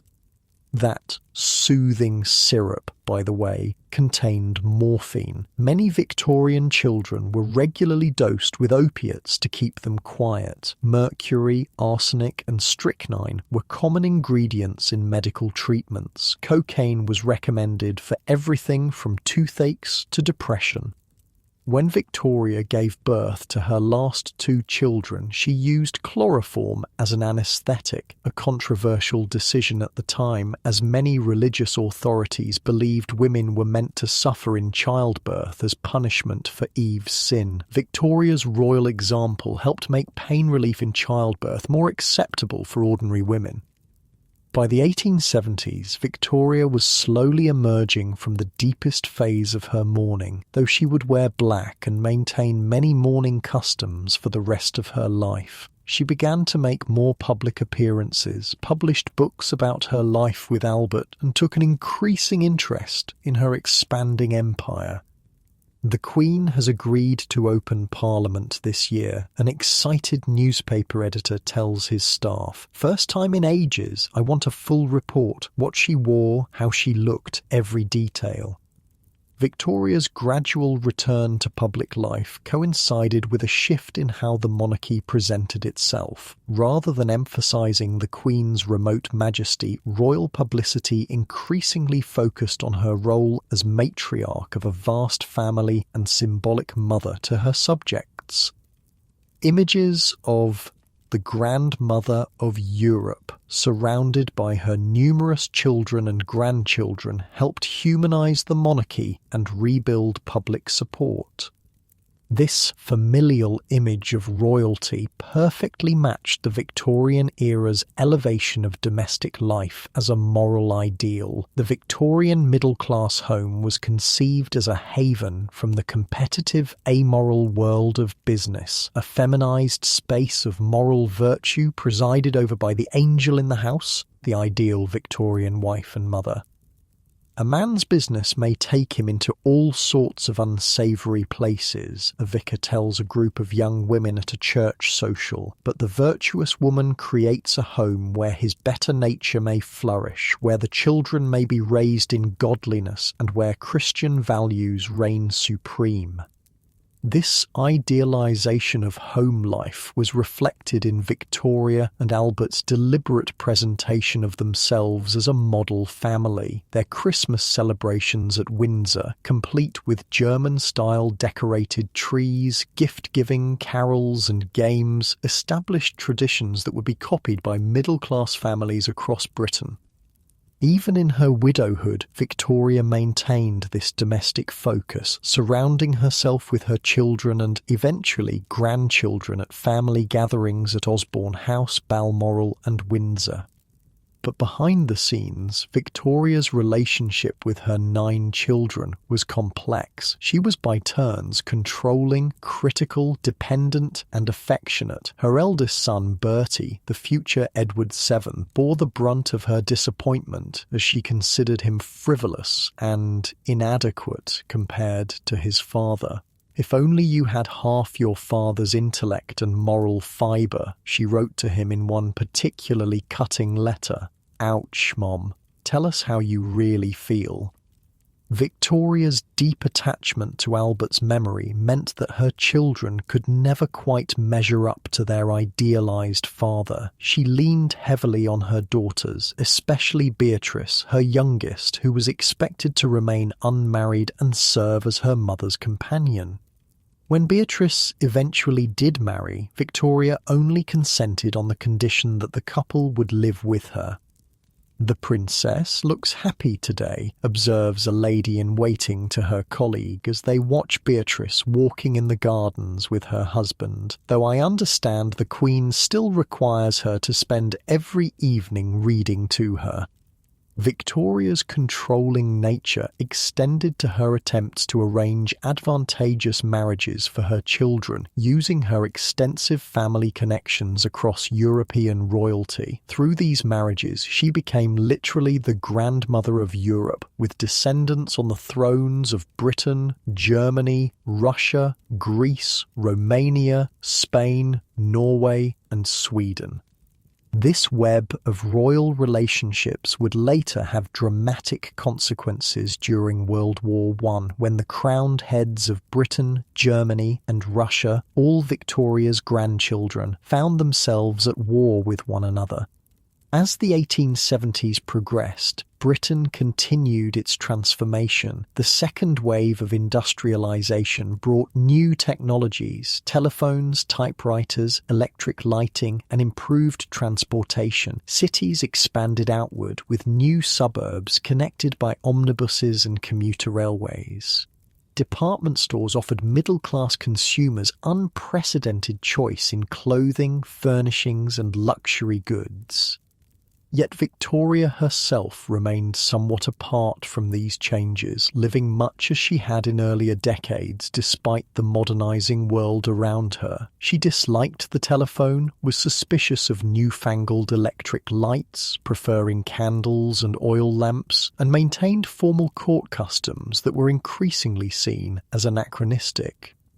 The Queen insists dinner be served exactly as it was in the Prince's day, an exasperated royal cook tells his assistant. 40 years and the menu hasn't changed. Victoria's devotion to Albert's memory never faded. In the decades after his death, she commissioned numerous memorials. The Royal Albert Hall, the Albert Memorial in Kensington Gardens, and statues across the country and empire.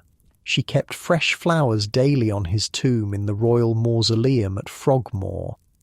In her private moments, she still spoke to him, wrote journal entries addressed to him, and believed he watched over her from heaven. When she finally died in 1901, her funeral instructions specified that she be buried with Albert's dressing gown and a plaster cast of his hand, and that a lock of John Brown's hair and his photograph be placed in her coffin, final gestures of devotion to the two men who had meant most to her in life. The Victorian relationship with death, personal, ritualised and acknowledged, stands in sharp contrast to our modern tendency to medicalise, institutionalise and avoid discussing mortality. Their elaborate mourning customs may seem excessive to us, but they provided structure and social support during bereavement in a world where death was a constant companion. As you lie in your comfortable, clean bed tonight, far from the typhoid that killed Albert or the cholera that devastated Victorian cities, consider how these 19th century attitudes toward mortality shaped our modern world, from our funeral practices and cemetery designs to our literary traditions and medical ethics. The Victorians lived with death as an ever-present reality. They built a culture that acknowledged its inevitability while creating meaning through remembrance, ritual, and the hope of reunion beyond the grave. Victoria's 40-year mourning for Albert may seem extreme to modern eyes, but it reflected her era's understanding that grief wasn't something to get over, but rather to incorporate into a life forever changed by loss. Empress of India.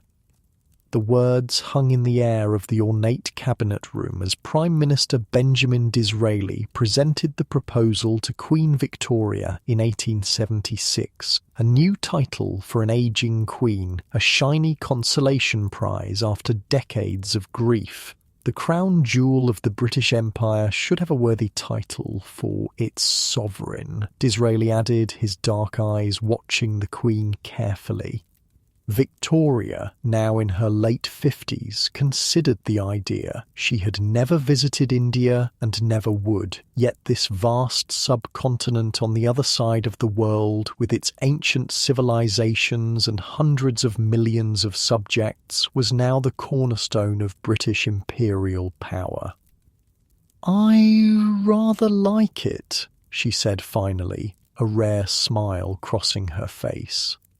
Victoria had been gradually emerging from her deep mourning for Albert. The new title appealed to her. It acknowledged Britain's expanding global power and elevated her status relative to her grandson Kaiser Wilhelm and the other European monarchs. In an era when women had few legal rights, Victoria, paradoxically, wielded influence over the largest empire the world had ever seen.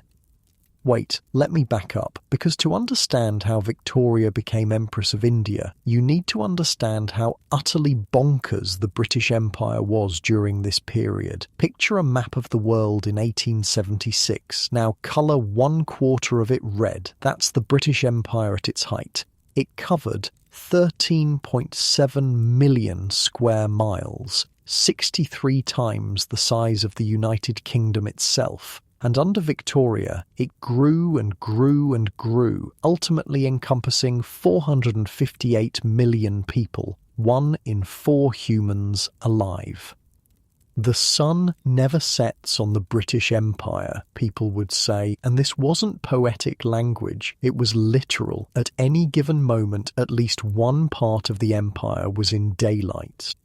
The British Empire was basically history's most successful multinational corporation, with a military wing that would make Blackwater blush. It started with trade, then added guns, then added flags. The East India Company, a private business with its own army, had controlled much of India since the 1750s. After the Indian Rebellion of 1857, which the British called the Mutiny and Indians would later call the First War of Independence, the British government took direct control. Did you hear? They're transferring India to the Crown, a London businessman tells his colleague over brandy at their club. Too important to be left to a trading company, apparently. Quite right, his friend replies, though I hear the company directors are being generously compensated. This was the Government of India Act of 1858, which dissolved the East India Company and transferred its territories and powers directly to the British Crown. 18 years later, Victoria would be proclaimed Empress of India, solidifying British control. What did all this actually mean for people living through it? Let me paint you a few scenes from across the empire. Imagine you're in Bombay, now Mumbai, in 1877. The city is sweltering under the pre-monsoon heat. Colonial buildings, imposing structures of stone and brick in European styles, stand alongside traditional Indian architecture. The streets are a riot of colour, sound and smell. Merchants calling their wares, sacred cows wandering freely, the aroma of spices mixing with less pleasant urban odours. At the Grand Bombay Durbar, a ceremonial gathering, British officials in formal attire, uncomfortably hot in their wool uniforms, proclaim Victoria as Empress of India. Local princes in magnificent jewels and fine silks are required to bow before a portrait of a woman they've never seen, who lives 4,500 miles away. British military bands play God Save the Queen while artillery fire thunderous salutes. The natives seem quite pleased with the new arrangement, a British officer's wife writes to her sister in Hampshire, though I doubt they truly understand the significance. This patronising attitude was typical. Most British in India viewed themselves as bringing civilization to what they considered a backward land, conveniently ignoring India's ancient cultural heritage, sophisticated artistic traditions, and complex religious systems. Let's jump across the empire to the Caribbean. In Jamaica, the 1870s are a time of continued hardship for the black population. Slavery had been abolished throughout the British Empire in 1833, but freedom hadn't brought equality or prosperity. Economic exploitation, racial discrimination, and political disenfranchisement remained the reality for most. My grandfather was a slave on this same plantation, an elderly Jamaican man tells his grandchildren as they cut sugarcane under the burning sun. Now I'm free, but still working the white man's land for pennies. Some things change, some don't. The plantation owner, a third-generation Englishman who has never visited Britain, lives in a grand house on a hill overlooking the fields. His income depends on cheap labour and preferential trade agreements with Britain. The empire was built on such economic relationships, extracting raw materials from colonies and selling manufactured goods back to captive markets. Now to Australia, where the indigenous Aboriginal population has been devastated by disease, violence and displacement since British colonisation began in 1788. By the 1870s, their numbers have been reduced by as much as 90% in some regions. Meanwhile, British settlers are establishing sheep stations, mining operations and cities across the continent. In Melbourne, a prosperous city built on the gold rush of the 1850s, a wealthy wool merchant sits on his veranda reading the latest news from London, which arrived by steamship 6 weeks after publication. They've made Her Majesty Empress of India, he tells his wife. Seems appropriate. The empire keeps growing. Perhaps we'll have all of Africa next. His prediction wasn't far off. The latter part of Victoria's reign saw the scramble for Africa, when European powers divided the continent among themselves with little regard for existing cultures, languages, or political systems. Britain took the lion's share, including Egypt, Sudan, Uganda, Kenya, South Africa, and more. Back in London, these far-flung territories were represented by exotic products flooding into British shops: tea from India, coffee from Jamaica, gold from Australia, ivory from Africa. The Great Exhibition of 1851 had showcased imperial treasures, and now ordinary British consumers could purchase goods from around the world. Have you tried the new Ceylon tea? A middle-class housewife asks her friend during a shopping trip. Much more delicate flavour than the Chinese variety, and supports our empire rather than the celestial kingdom. For the Victorian middle and upper classes, empire was largely experienced through consumer goods, investment opportunities, and a sense of national pride. The darker aspects, exploitation, cultural destruction, racial violence, were conveniently distant and easily ignored.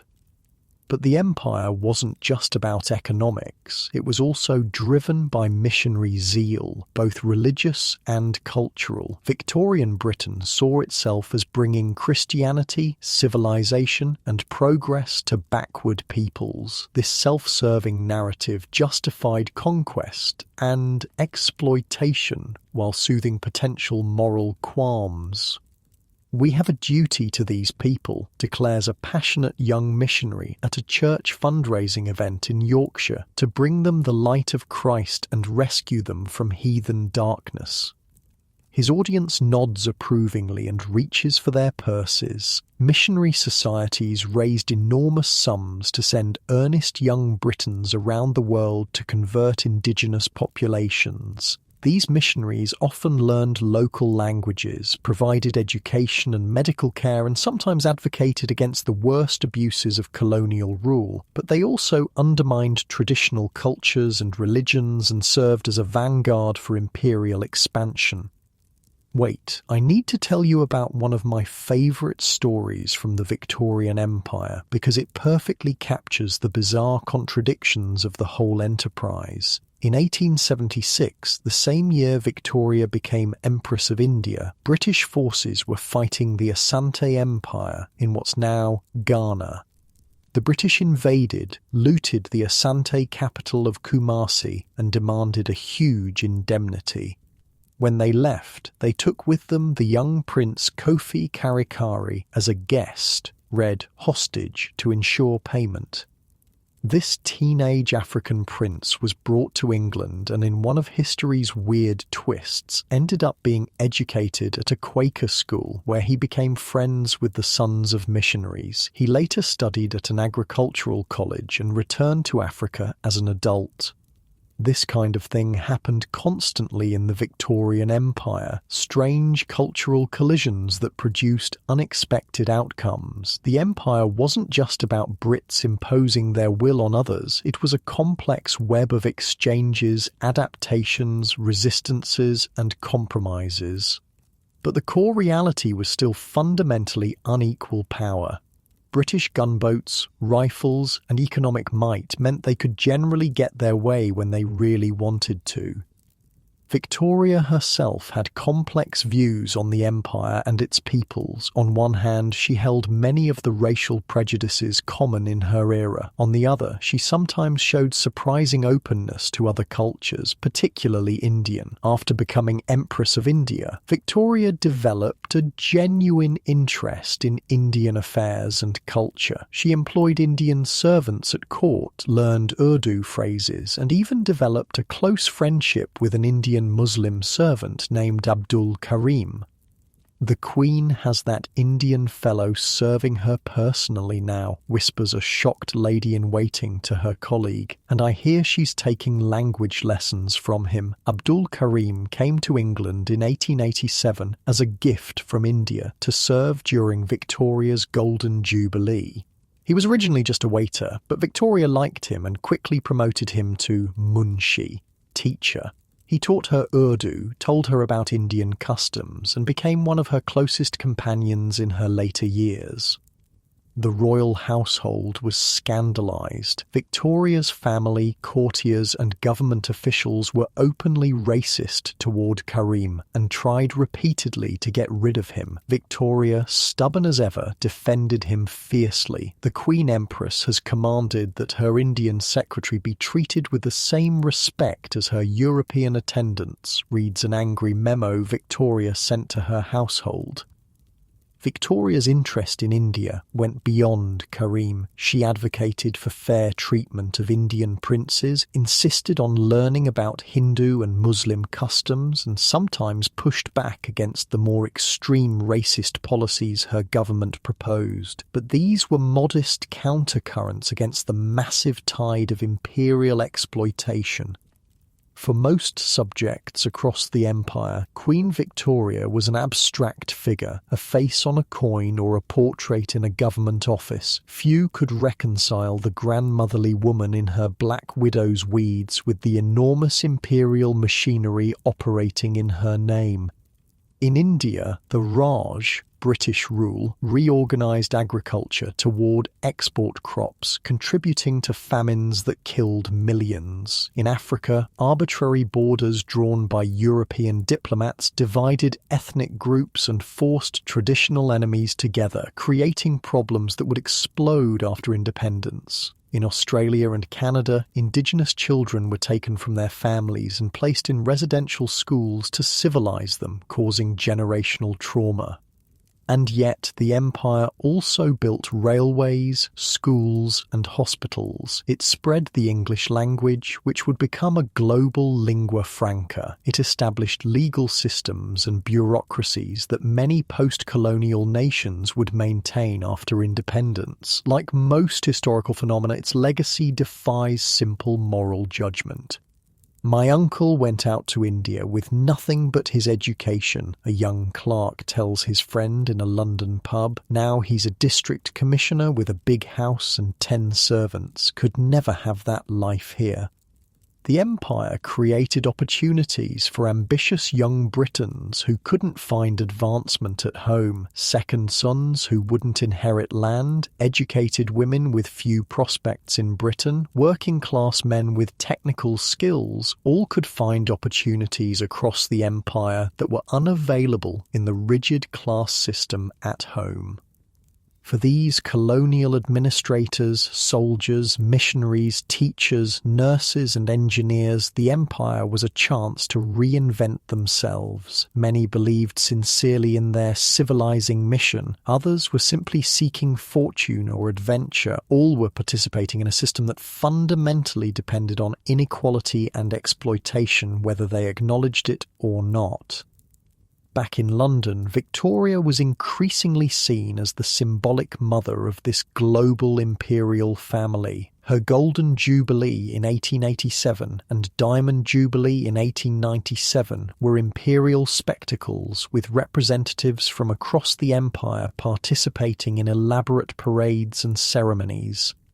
At the Diamond Jubilee, marking 60 years on the throne, colonial troops from every part of the empire marched through London streets. Turbaned Sikhs, Maori warriors, Canadian Mounties, African soldiers, displaying the global reach of British power. "It's quite a sight," remarks an American visitor watching the parade, "though I wonder how long they can hold it all together."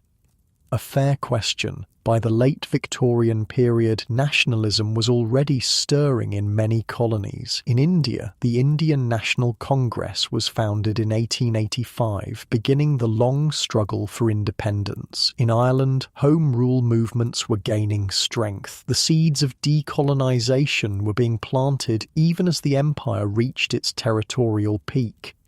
Victoria herself would never see the empire's decline. When she died in 1901, British imperial confidence was still high despite challenges in the ongoing Boer War in South Africa. The full reckoning with empire's costs for both colonised and colonisers would come in the 20th century. For Victoria, the empire represented British greatness on the world stage. For her subjects in London or Liverpool, it meant exotic goods and national pride. For colonial officials in Bombay or Cairo, it meant power and status. For indigenous peoples in Australia or Canada, it meant displacement and cultural destruction.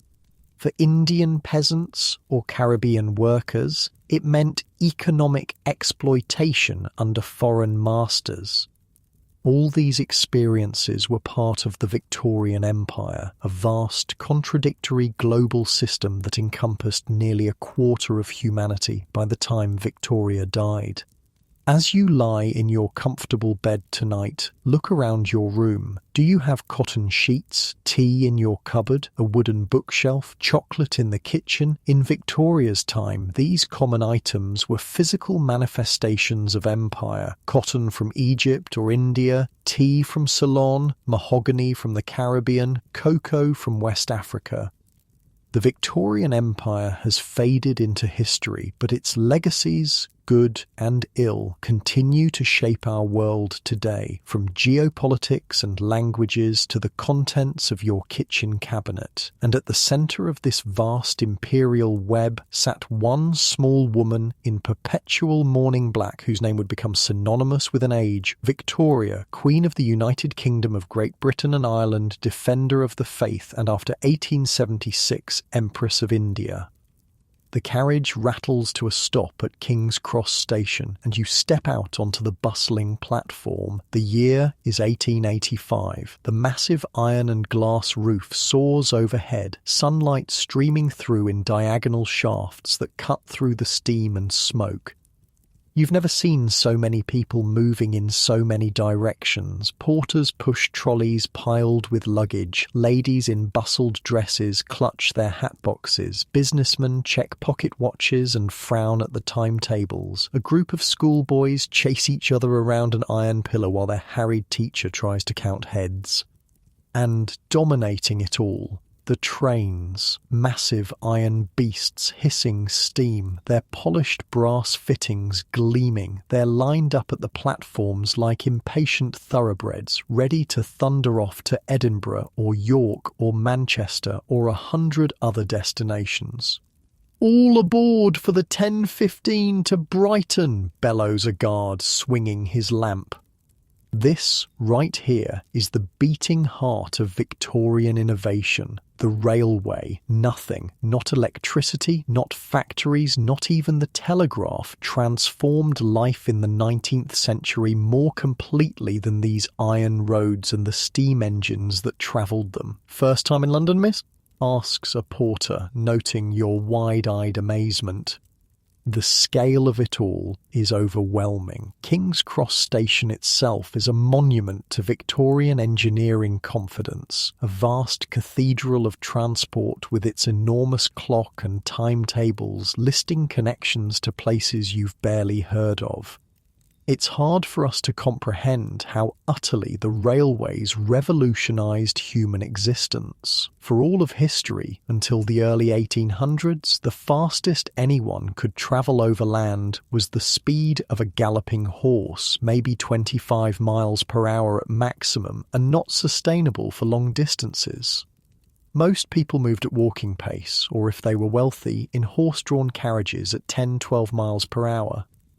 Then suddenly, ordinary people could travel at 50, 60, even 70 miles per hour. Distances that once took days could be covered in hours. The world literally shrank. My grandfather rode the first passenger railway in 30, an elderly gentleman tells his wide-eyed grandson, as they wait for their train. The rocket, they called the engine. People thought the speed would scramble your brains or make your blood boil. By the 1880s, such fears seem ludicrous. Britain has over 15,000 miles of railway track crisscrossing the country. You can board a train in London after breakfast and be in Edinburgh for dinner, a journey that would have taken at least 3 days by stagecoach a century earlier.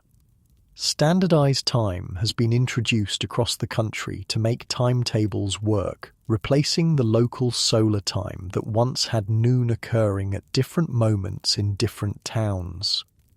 "Mind the gap, sir," calls a platform attendant as a distracted businessman nearly steps into the space between platform and carriage. The railway has transformed not just travel, but the very geography of Britain. New towns have sprung up around railway junctions. Old market towns, bypassed by the lines, have withered. Seaside resorts like Brighton and Blackpool have boomed as day trippers and vacationers arrive by the trainload. You board your train, a third-class carriage, the most affordable option. The wooden bench is hard, but the compartment is clean and reasonably comfortable. First-class passengers enjoy upholstered seats, more space, and sometimes dining cars. Second class, increasingly being phased out by many railway companies, offers a middle ground. With a whistle and a lurch, the train pulls away from the station. The rhythmic clacking of wheels on track is hypnotic as London slides past the windows. Rows of identical brick houses, factories belching smoke, church spires, and then gradually green fields and hedgerows as you leave the city behind. A family shares your compartment. Parents with 3 children dressed in their Sunday best, clearly making a special journey. The youngest boy can't contain his excitement, bouncing on the seat and pressing his face against the window. "It's my first time on a train," he confides breathlessly. "We're going to visit my aunt in Oxford. Father says it's 60 miles and we'll be there in less than 2 hours. His mother smiles apologetically, but you don't mind the child's enthusiasm. It's a reminder of how miraculous this mode of transport still seems, even as it becomes commonplace. The railways didn't just move people, they moved goods, information, and ideas. Fresh milk and produce could reach cities from the countryside before spoiling. Newspapers printed in London in the morning could be read in Manchester by afternoon. Mail delivery, once weekly at best in remote areas, became a daily service. "Did you see the latest about that Edison fellow?" a businessman asks his colleague across the aisle, folding his newspaper. "Says he's working on a moving picture machine now. First the phonograph, then the electric light, now this. Americans and their gadgets." Thomas Edison is just one of many inventors whose work is transforming daily life in the late Victorian period. The pace of technological change is dizzying, almost as rapid as our own time, but starting from a much more primitive baseline. In a single lifetime, a person might witness the introduction of railways, photography, telegraphy, telephones, electric lighting, automobiles, and more. Your journey continues, the countryside rolling past in a green blur. Villages appear and vanish, church spires mark the centre of small towns. Occasionally, the shadow of a railway bridge momentarily darkens the carriage, 2 hours that would once have been a full day's travel by coach. When you disembark at your destination, another Victorian marvel awaits: the telegraph office. A small, unassuming building with a sign reading "Messages transmitted to all parts of the world." Inside, a clerk sits behind a counter, a Morse key at his fingertips. On the wall behind him, a map shows telegraph lines spanning continents and even oceans, thanks to submarine cables laid across the Atlantic and other waters. "I'd like to send a message to London," says a woman ahead of you in line. "To my husband, just to let him know I've arrived safely." The clerk nods, pulls out a form, and hands her a pencil. 20 words for a shilling, ma'am, each additional word tuppence. The telegraph, invented in the 1830s and widespread by the 1850s, was the Victorian internet. For the first time in human history, messages could travel faster than a physical messenger could carry them. News that once took weeks or months to spread could now circulate globally in hours. When Queen Victoria's husband Albert died in 1861, the news reached distant parts of the empire via telegraph almost immediately. During the Indian Rebellion of 1857, telegraph operators had played a crucial role, warning of approaching rebels and coordinating the British military response. The last message from one besieged station reportedly read simply, "The sepoys are coming. We are," before falling silent. "Just sent a wire to my broker in the city," a prosperous-looking gentleman tells his companion as they leave the office. "South African mining stocks are falling. Told him to sell before we lose everything." The telegraph transformed business as much as personal communication. Stock prices, commodity values, and market information could be transmitted instantly, creating truly global markets for the first time. Standardized codes were developed to reduce the number of words needed, saving money on telegrams while maintaining security. You continue your journey through town, and as dusk falls, you witness another Victorian wonder: electric street lighting. Arc lamps sputter and glow with a harsh blue-white brilliance, turning night into an approximation of day. Not all streets have them yet. Gas lighting still predominates, but the electric lights represent the cutting edge of 1880s urban infrastructure. "They're putting them in all along the high street next month," a shopkeeper tells a customer as they watch a lamplighter at work on a traditional gas lamp. "Council says it's safer and cleaner. No more gas leaks or fire risk. Progress, I suppose, though I'll miss the warmer light." The debate between gas and electric lighting raged through the late Victorian period. Gas companies had invested heavily in infrastructure and fought to maintain their dominance. Electric lighting was initially expensive and unreliable, but its advantages — no smell, no heat, no risk of asphyxiation, no open flame — gradually won out. In homes, the transition was slower. By the 1880s, wealthy households might have a few electric lights in public rooms while continuing to use gas or oil lamps elsewhere. Middle-class homes were just beginning to consider electric installation, often starting with a single light in the parlour as a status symbol. Working-class families still relied primarily on candles and oil lamps. You find lodging for the night at a moderately priced hotel that proudly advertises electric bell in every room. Not electric lighting, but an electric call button to summon service. Small innovations were often adopted before larger systems changed. The next morning after breakfast, you set out to explore further. Your destination? A telephone exchange, one of the newest technological marvels of the 1880s. The telephone, patented by Alexander Graham Bell in 1876, was still a rarity in Britain. By 1881, London had only about 750 telephone subscribers. The instruments themselves were cumbersome, separate mouthpiece and earpiece, with a hand crank to generate a ringing current. "National Telephone Company," announces the receptionist as you enter the exchange building. "Do you wish to place a call?" Behind her, a room full of young women, telephone operators, sit before a massive switchboard connecting calls by physically plugging cables into the appropriate sockets. Their dexterity is remarkable as they juggle multiple connections, speaking clearly and precisely into their mouthpieces. "Number, please," you hear them repeating as they work. "Most of our subscribers are businesses," the receptionist explains when you inquire. "Law firms, newspaper offices, factories, a few wealthy private homes. Dr. Campbell has one installed at his surgery so patients can make appointments without travelling. Quite revolutionary."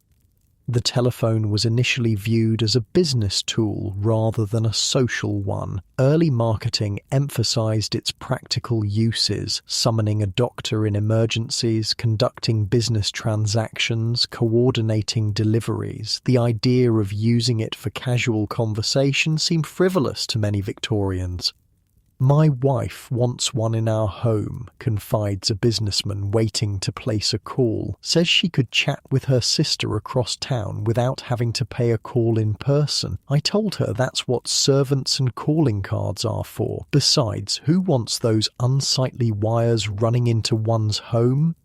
Aesthetics were a genuine concern in Victorian adoption of new technologies. Telephones, electric lights, and other innovations often clashed with Victorian decorative sensibilities, which favoured ornate covered surfaces.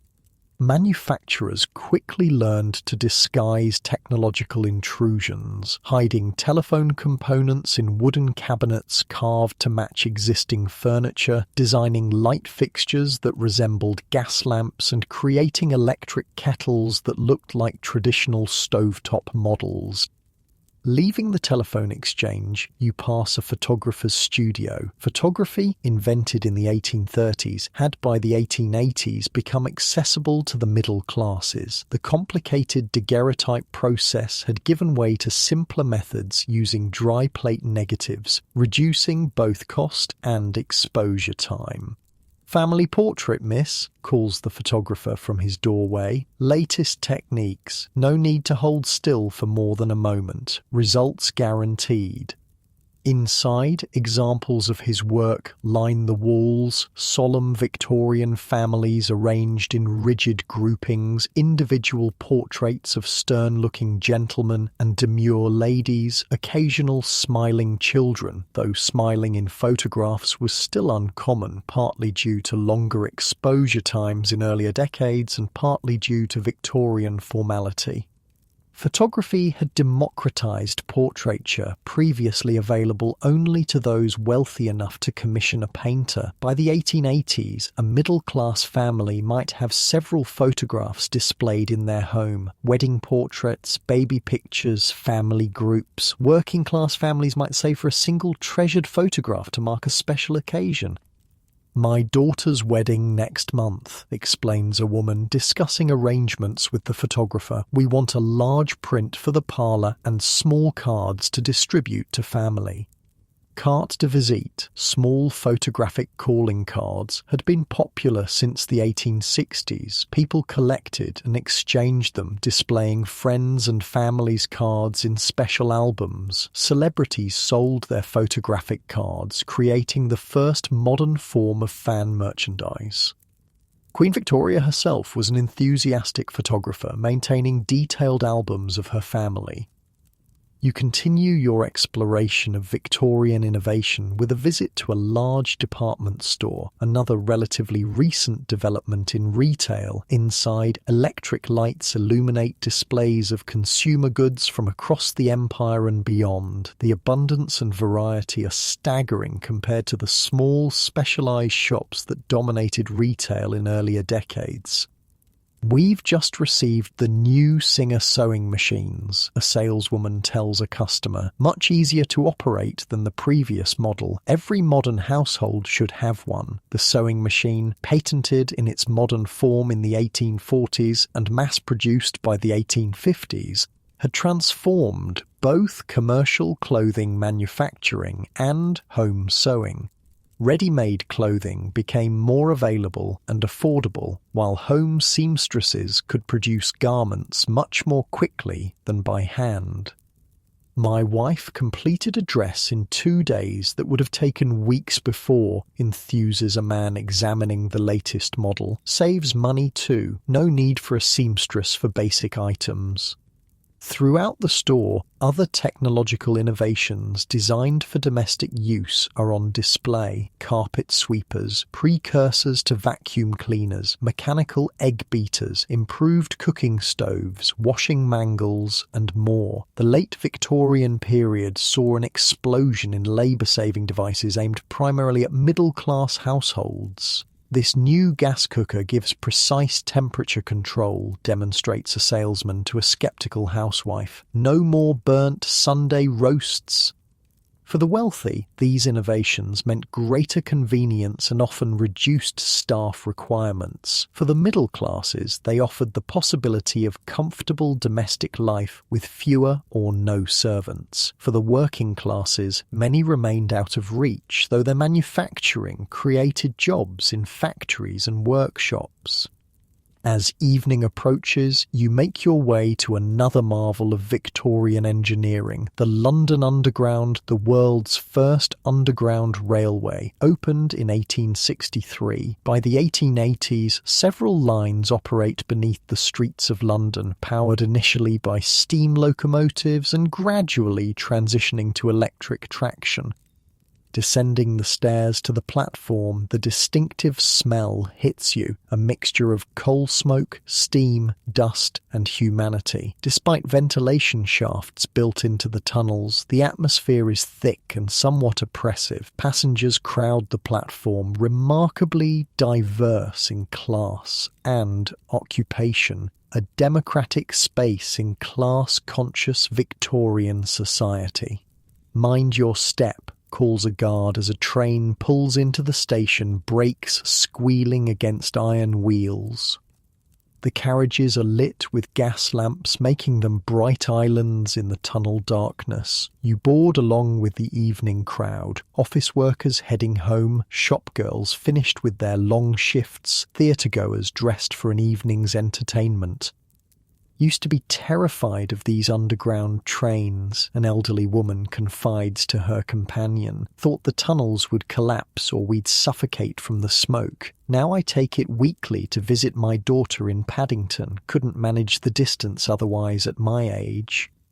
The Underground transformed London, allowing the city to expand outward, while workers could still commute to central locations. New suburbs grew around outlying stations, creating the first true commuter communities. Social patterns shifted as people could live miles from their workplaces.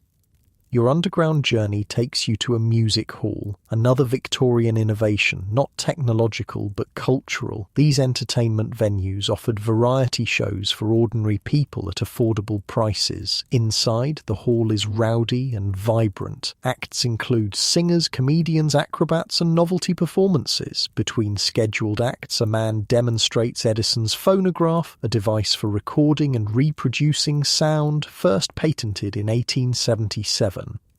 You can hear the voice of someone miles away or someone who died years ago, he proclaims as the audience listens in wonder to the scratchy but recognizable reproduction of a popular song. The phonograph was one of many innovations that recorded or preserved aspects of reality previously ephemeral. Photography captured images, the phonograph captured sound, and another invention, not yet perfected but much discussed, promised to capture motion. They're working on moving photographs now, an enthusiastic young man tells his friends during the intermission. Imagine seeing a train coming right at you or waves breaking on a shore all on a screen. The earliest moving picture technologies were beginning to emerge in the 1880s, though commercial cinema was still years away. Devices like the zoetrope and praxinoscope created the illusion of movement through rapidly changing still images. Edison was working on his kinetoscope while the Lumiere brothers in France were developing their cinematograph. As the evening ends and you return to your lodgings, you reflect on the dizzying pace of change in this late Victorian world. A person born in 1820 who lived to the 1880s would have seen transportation transformed from horse-drawn coaches to steam railways, underground trains, and the earliest automobiles. Communication evolved from handwritten letters that took days or weeks to deliver, to telegraphs transmitting messages in minutes, to telephones allowing instantaneous voice conversation. Lighting progressed from candles to gas to electricity. Photography, sound recording, and the beginnings of moving pictures all emerged. For many Victorians, this rapid technological change inspired both excitement and anxiety. Literature of the period reflects both perspectives, celebrating human ingenuity while warning of potential dangers. Mary Shelley's Frankenstein, 1818, had established the template for cautionary tales about technology outpacing moral considerations. G. Wells, whose The Time Machine was published in 1895, would become a master of speculative fiction that explored technology's possibilities and perils.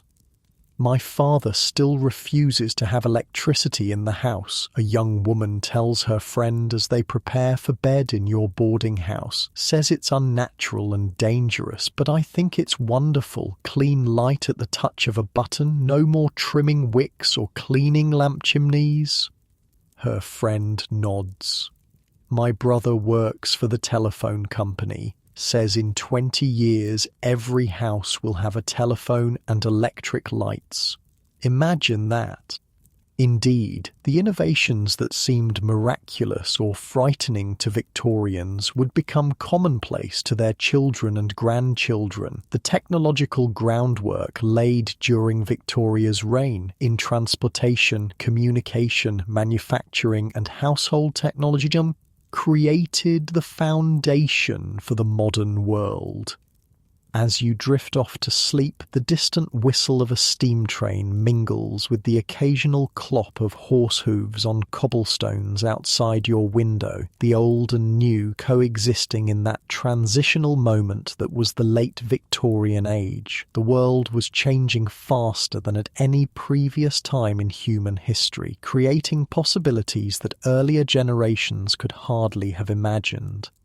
And at Osborne House on the Isle of Wight, the ageing Queen Victoria, who had seen her realm transformed from a primarily agricultural society to an industrial and technological powerhouse, dictated letters by lamplight, having never fully embraced electric lighting in her private rooms. Like many of her subjects, she straddled two worlds, the traditional past and the innovative future, as the century named after her drew to a close. Snow falls gently outside the bay window of the Thompson family home in December 1890. Inside, a fire crackles in the grate, casting warm light across the crowded but cosy parlour. Mrs. Thompson adjusts a strand of holly on the mantelpiece while her husband reads the newspaper in his armchair. Their three children sit on the rug, playing with a wooden train set. A a treasured Christmas gift from the previous year. This scene, the quintessential Victorian Christmas, would have been completely unrecognisable to Britons just 60 years earlier. Before Victoria's reign, Christmas was a minor holiday, often marked with church attendance and perhaps a special meal, but nothing like the elaborate celebration it would become. "I think we'll put the tree in front of the window this year," Mrs. Thompson says, glancing around the parlour. "The neighbours will be able to see it when they pass." The Christmas tree, that cornerstone of modern holiday celebrations, was largely unknown in Britain until Victoria and Albert popularised it. Albert brought the tradition from his native Germany, and when the Illustrated London News published an engraving of the royal family, gathered around their decorated tree in 1848, a new tradition was born. By the 1890s, Christmas trees were a must-have for middle-class families. "Can we decorate it tonight, Mama?" asks 8-year-old Emily, looking up from her toys. "I've been practicing Silent Night to sing when we light the candles." "Perhaps tomorrow, dear. Your father needs to bring it home from Mr. Wilson's shop first."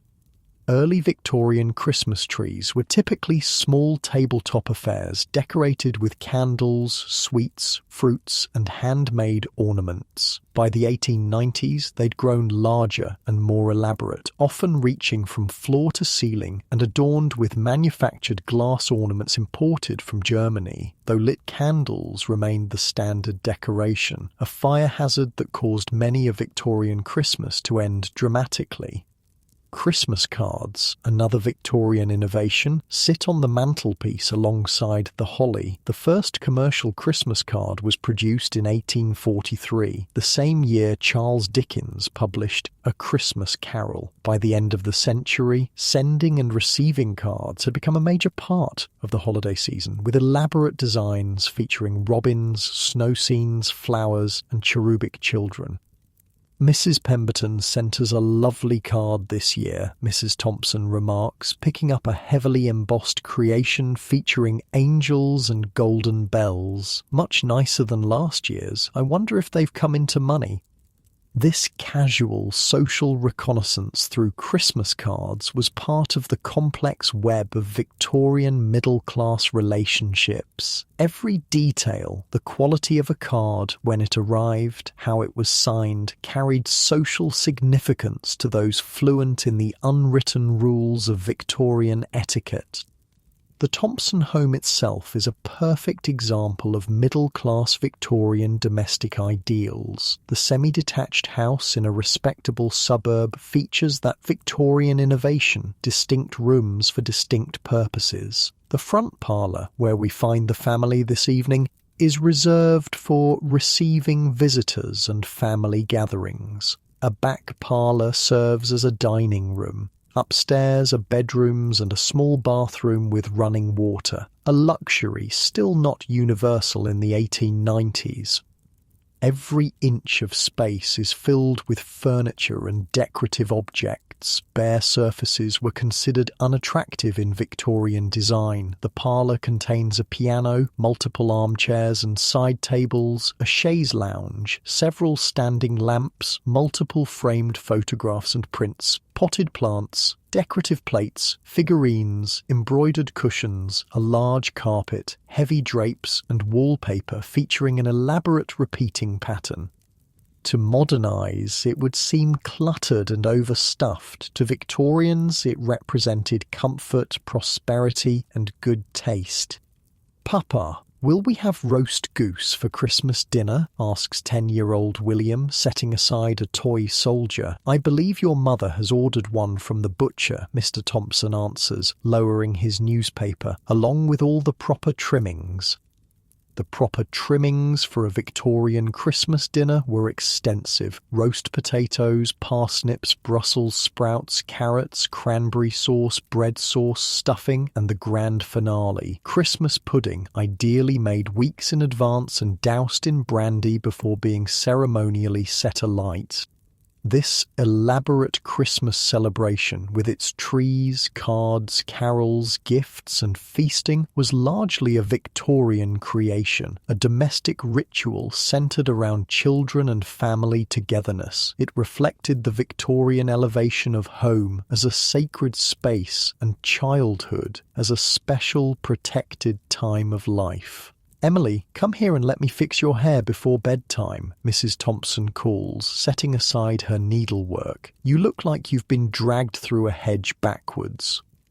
The child obediently crosses to her mother, who begins rebraiding her long brown hair. This simple interaction demonstrates the gender roles that structured Victorian family life. Mrs. Thompson, like most middle-class Victorian women, centres her life around the home and children. Mr. Thompson, like most men, works in the public sphere, in his case as a bank clerk, but sees the home as his castle, a retreat from the competitive business world. "I saw the most distressing sight on my way home from work," Mr. Thompson remarks, folding his newspaper. "A group of street children begging near the station. In this weather too, no proper coats or shoes." Child poverty remained a harsh reality in the 1890s, despite decades of social reforms. The contrast between the protected childhoods of middle-class families like the Thompsons and the harsh experiences of poor children was stark. In wealthy homes, childhood was increasingly viewed as a special time requiring nurturing, education, and play. Working-class children might still labour in factories, mines or shops, though child labour laws had improved conditions somewhat since earlier in the century. "Perhaps we should make a donation to Dr. Barnardo's orphanage," Mrs. Thompson suggests, referring to one of the many Victorian charities established to help destitute children. As part of our Christmas giving, charitable giving was considered a moral duty for respectable Victorian families, especially at Christmas. The influence of Dickens's A Christmas Carol, with its themes of generosity and redemption, had helped establish the holiday as a time for remembering the less fortunate. "An excellent idea, my dear. William, Emily, you should each set aside a portion of your pocket money as well. It will teach you the importance of helping those less fortunate." Victorian moral education emphasized duty, self-discipline, and character development. Children were expected to learn these values through both instruction and practice, with parents serving as the primary moral guides. "Now, children, time for bed. You may each choose one story before prayers." The Thompsons, like many Victorian families, practiced daily family prayers alongside regular church attendance. Religious observance was woven into the fabric of daily life, with morning and evening prayers, grace before meals, and Sunday as a day reserved for worship and quiet activities. As the children select their books from the small family library, we glimpse another aspect of Victorian home life, the importance of reading as both entertainment and moral instruction. Books considered suitable for children had expanded dramatically during Victoria's reign, evolving from overtly didactic religious tracts to include adventure stories, fairy tales, and novels written specifically for young readers. "I want Alice in Wonderland," Emily declares, pulling the volume from the shelf, "and I'll have Treasure Island," William adds, selecting his own favourite. These choices reflect the golden age of children's literature that flourished in Victorian Britain. Lewis Carroll, Robert Louis Stevenson, E. Nesbit, and many others created works that continue to be read today. For Victorian families who could afford books, reading aloud was a common evening entertainment that brought the family together. After the children have gone upstairs, accompanied by Mrs. Thompson for their bedtime routine, Mr. Thompson sits alone in the parlour, enjoying a quiet pipe, another common Victorian ritual. He contemplates the stack of Christmas gifts hidden in his study, waiting to be wrapped and placed under the tree on Christmas Eve. The Victorian gift-giving tradition had evolved substantially over the century. Early Victorian Christmas gifts were typically small, often handmade items, carved wooden toys, embroidered handkerchiefs, preserved fruits or nuts and candies. By the 1890s, the consumer revolution had transformed gift-giving into something more recognizable to modern eyes. Manufactured toys, books, clothing, and decorative items purchased from shops and department stores. "I hope Emily likes the doll's house," he murmurs to himself. "Took half my Christmas bonus." The elaborate doll's house, ordered months ago from a specialty shop, represents the increasingly child-centered nature of Victorian Christmas. Children who earlier in the century might have received an orange and a wooden toy now received multiple gifts, often including complicated mechanical toys, books, games, and clothing. Mrs. Thompson returns downstairs after settling the children. "They're saying their prayers now," she informs her husband. "Charlotte is with baby Anne." Charlotte is the family's nursemaid, one of two servants in this middle-class household. The other, a cook housemaid named Martha, has already retired to her small room at the top of the house. "I need to finish addressing the cards tomorrow," Mrs. Thompson continues, returning to her chair and picking up her needlework, "and we must decide which charity dinners to attend. The Wilsons have invited us for the 27th, and my sister wants us for New Year's Day." The social calendar of a Victorian family during the Christmas season was busy with obligations, church services, charity events, family gatherings, and social calls. The period between Christmas and Twelfth Night, January 6th, was filled with visiting and entertaining, particularly for the middle and upper classes. "I've invited my colleague Harrison and his wife for dinner on the 23rd, Mr. Thompson adds. "He's been very helpful with the Westmoreland account." "I'll speak to Martha about the menu tomorrow," Mrs. Thompson replies, mentally calculating what food would be appropriate for a business associate of her husband's rank. This casual exchange reveals the complex social calculations that governed Victorian entertaining. The food served, the table setting, the timing of the invitation, all communicated specific messages about social status and relationships. Mrs. Thompson, like most Victorian wives, was responsible for maintaining these social connections that could be crucial to her husband's professional advancement. As the evening grows later, Mr. Thompson checks his pocket watch. "Nearly 10. Shall we retire?" The daily rhythms of Victorian family life were more structured than in our era. Mealtimes were regular and formal, even in modest households. Bedtimes were adhered to strictly. Daily activities followed predictable patterns: work for the men, household management for the women, lessons and limited playtime for the children. Upstairs in the children's rooms, we see more evidence of the Victorian attitude toward childhood. William's room contains a small desk for schoolwork, bookshelves filled with improving literature and adventure stories, collections of rocks and bird eggs, and toy soldiers arranged in battle formations. The walls are decorated with maps and prints of historical scenes. His school uniform hangs ready for the next term. Emily's room reflects different expectations for girls. Her books tend toward moral tales and domestic stories. Her toys include dolls, a miniature tea set, and simple craft materials. A sampler displaying her needlework hangs on the wall, evidence of the domestic skills considered essential for girls. On her small desk lies schoolwork that includes French vocabulary, music practice notes, and basic arithmetic. Both rooms would be considered Spartan by modern standards. Victorian parenting emphasized character development through discipline, including physical comfort. Bedrooms were kept cool, believing fresh air, even cold air, was healthier than warmth. Beds were hard, often with horsehair mattresses. Children were expected to keep their rooms tidy and to rise early regardless of the season.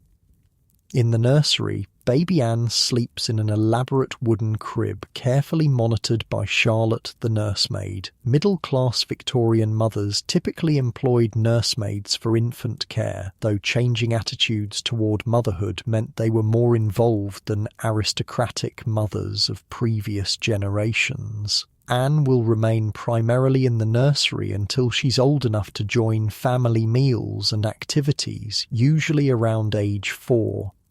This separation of children by age was characteristic of Victorian child rearing. Babies and toddlers belonged in the nursery. Older children increasingly participated in family life while receiving education appropriate to their gender, and adolescence began preparation for adult roles, university or profession for boys, domestic and social skills for girls. Back downstairs, Mr. and Mrs. Thompson complete their evening routine. The fire is banked to last through the night, the parlour is tidied, the house is locked and checked, gas lights are extinguished except for a single flame kept burning in the hallway for safety. In the master bedroom, Mrs. Thompson removes the numerous pins from her hair, letting it fall down her back as she sits at her dressing table. The elaborate hairstyle that appears so effortless in public requires considerable time and skill to create each morning. She removes her jewellery, placing it carefully in a decorative box, a gift from her husband on their 10th anniversary. Mr. Thompson winds his pocket watch and places it on his bedside table. The routine is comfortable, established through years of marriage. Even in the private space of their bedroom, Victorian propriety is maintained. Nightclothes are modest and fully covering. Personal toilette is conducted with discretion.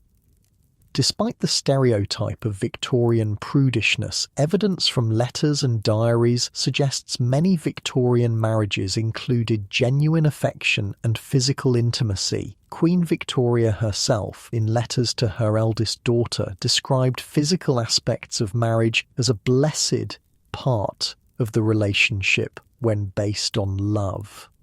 I spoke with Dr. Jenkins today about Anne's cough, Mrs. Thompson mentions as she brushes her hair. He says it's nothing to worry about, just the damp weather. Good. Children are so susceptible in winter.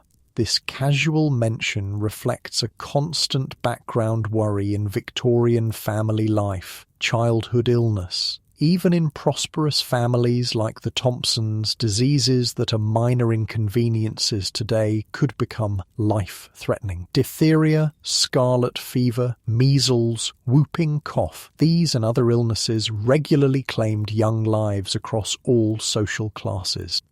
Mrs. Parker's youngest died of diphtheria last week, Mrs. Thompson continues soberly. Their third child lost in 5 years. I can't imagine the grief.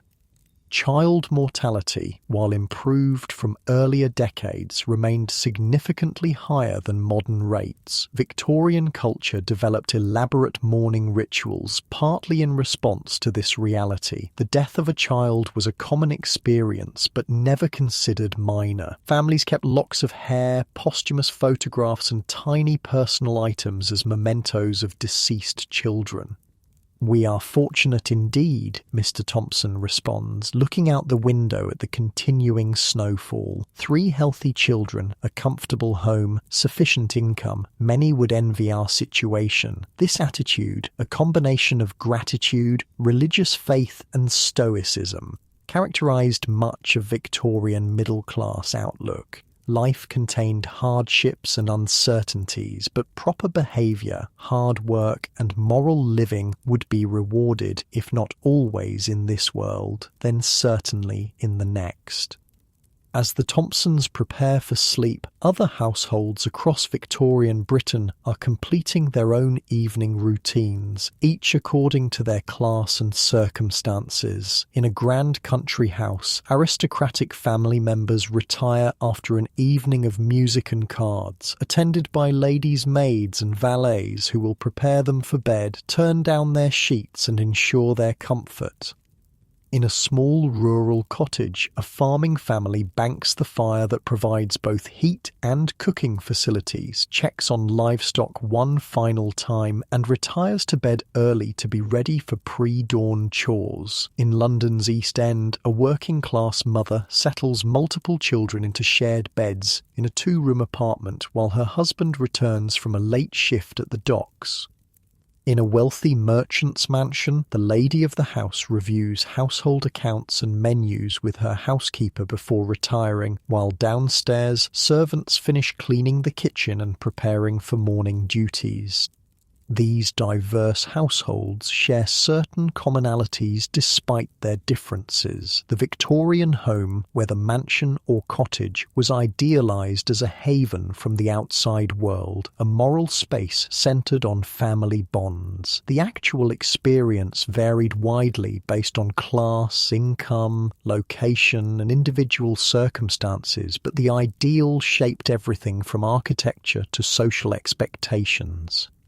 For the Thompsons, like many middle-class Victorian families, home represented not just shelter, but identity. Their furnishings, decorations, routines, and relationships all communicated who they were or aspired to be within the complex social hierarchy of Victorian Britain.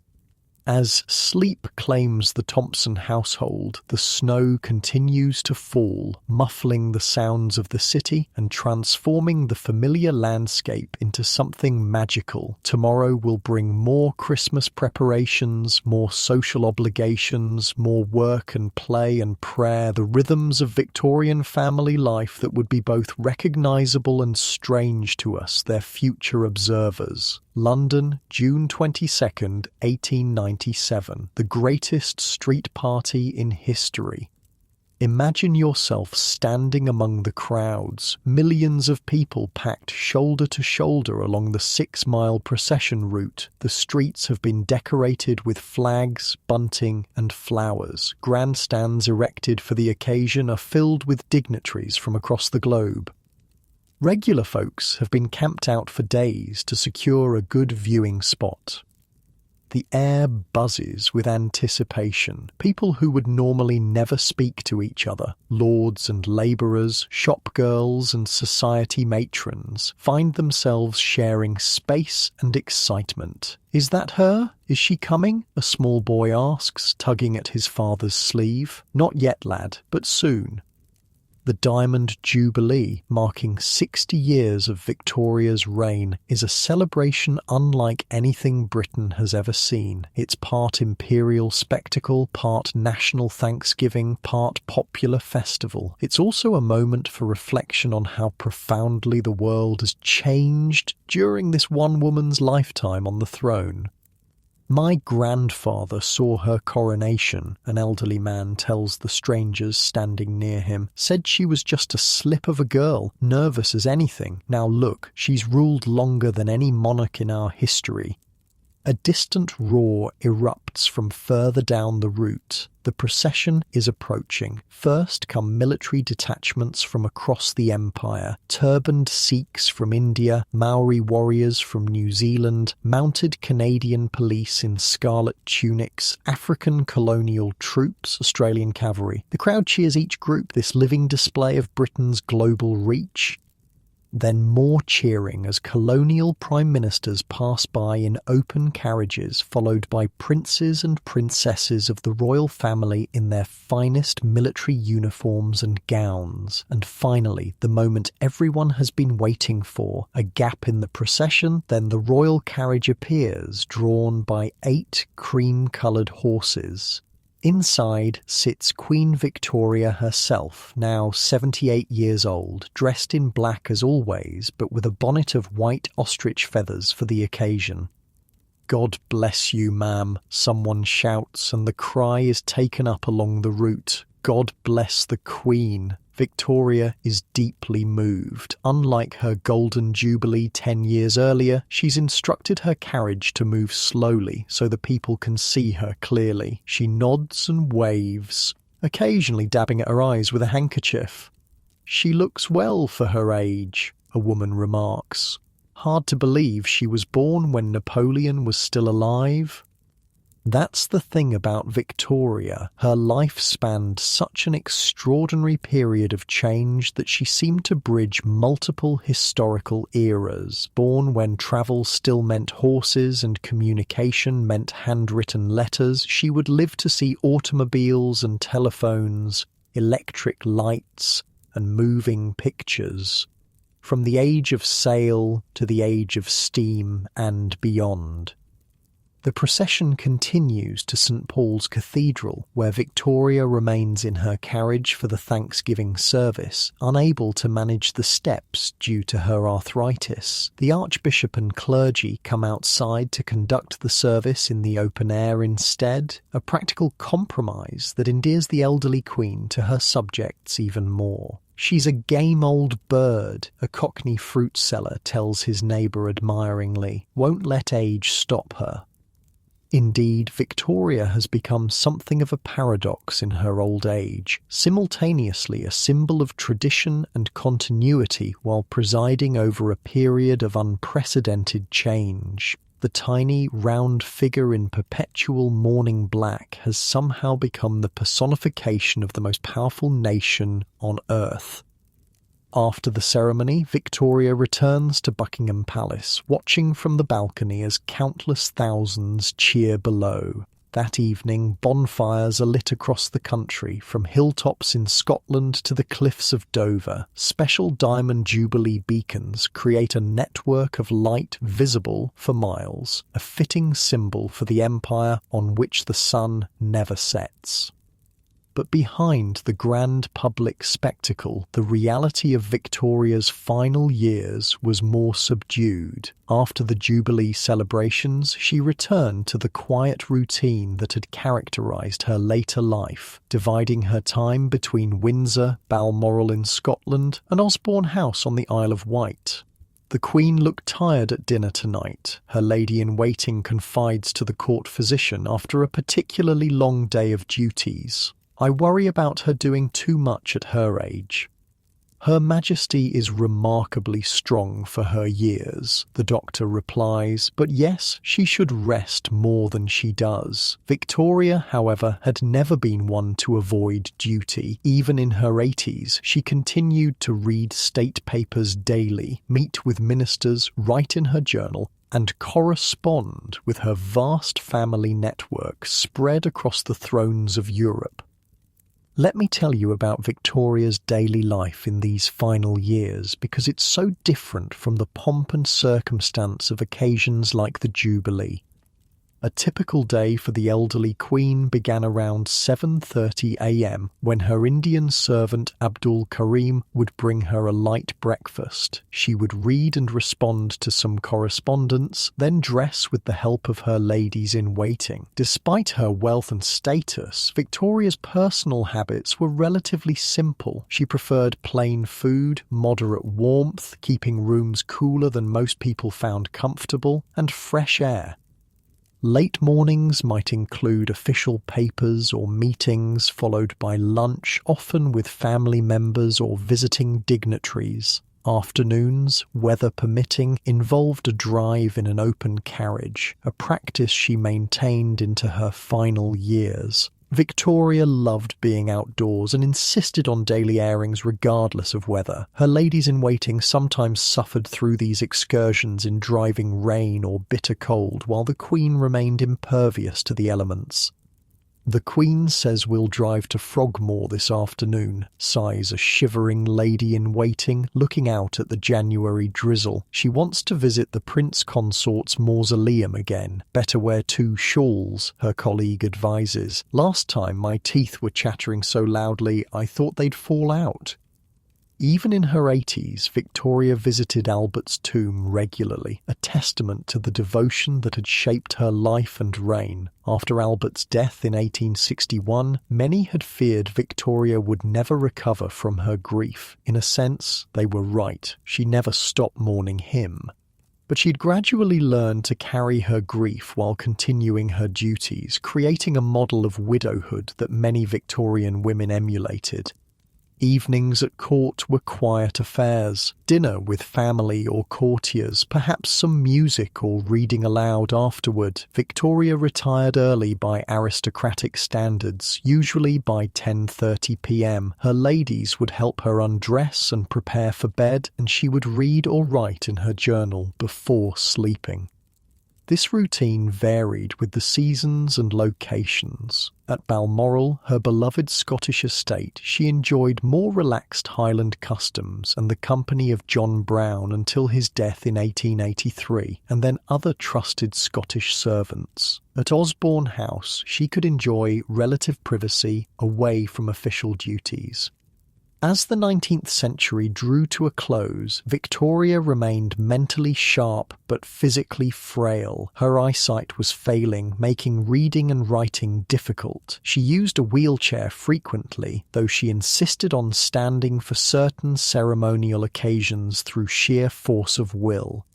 "I'm not as young as I was," she remarked to her daughter Beatrice after a particularly tiring day of duties in the summer of 1900. It was a rare admission of vulnerability from a woman who had spent her life projecting strength. The world around her was changing rapidly. The first automobiles appeared on British roads in the 1890s, though Victoria herself never rode in one. Electric lighting had replaced gas in many homes and businesses. The first cinema films were being shown. Women were beginning to demand the vote, though Victoria herself opposed female suffrage as a mad, wicked folly. Victoria's own family had grown enormously. 9 children, 42 grandchildren, and an increasing number of great-grandchildren. Her descendants sat on thrones across Europe, earning her the nickname the Grandmother of Europe. Yet family life brought sorrows as well as joys in her final years. In 1892, her grandson Prince Albert Victor, second in line to the throne, died of influenza at age 28. In 1900, her second son Alfred died of throat cancer. That same year, her favourite grandson, Prince Christian Victor, died of typhoid while serving in the Boer War in South Africa.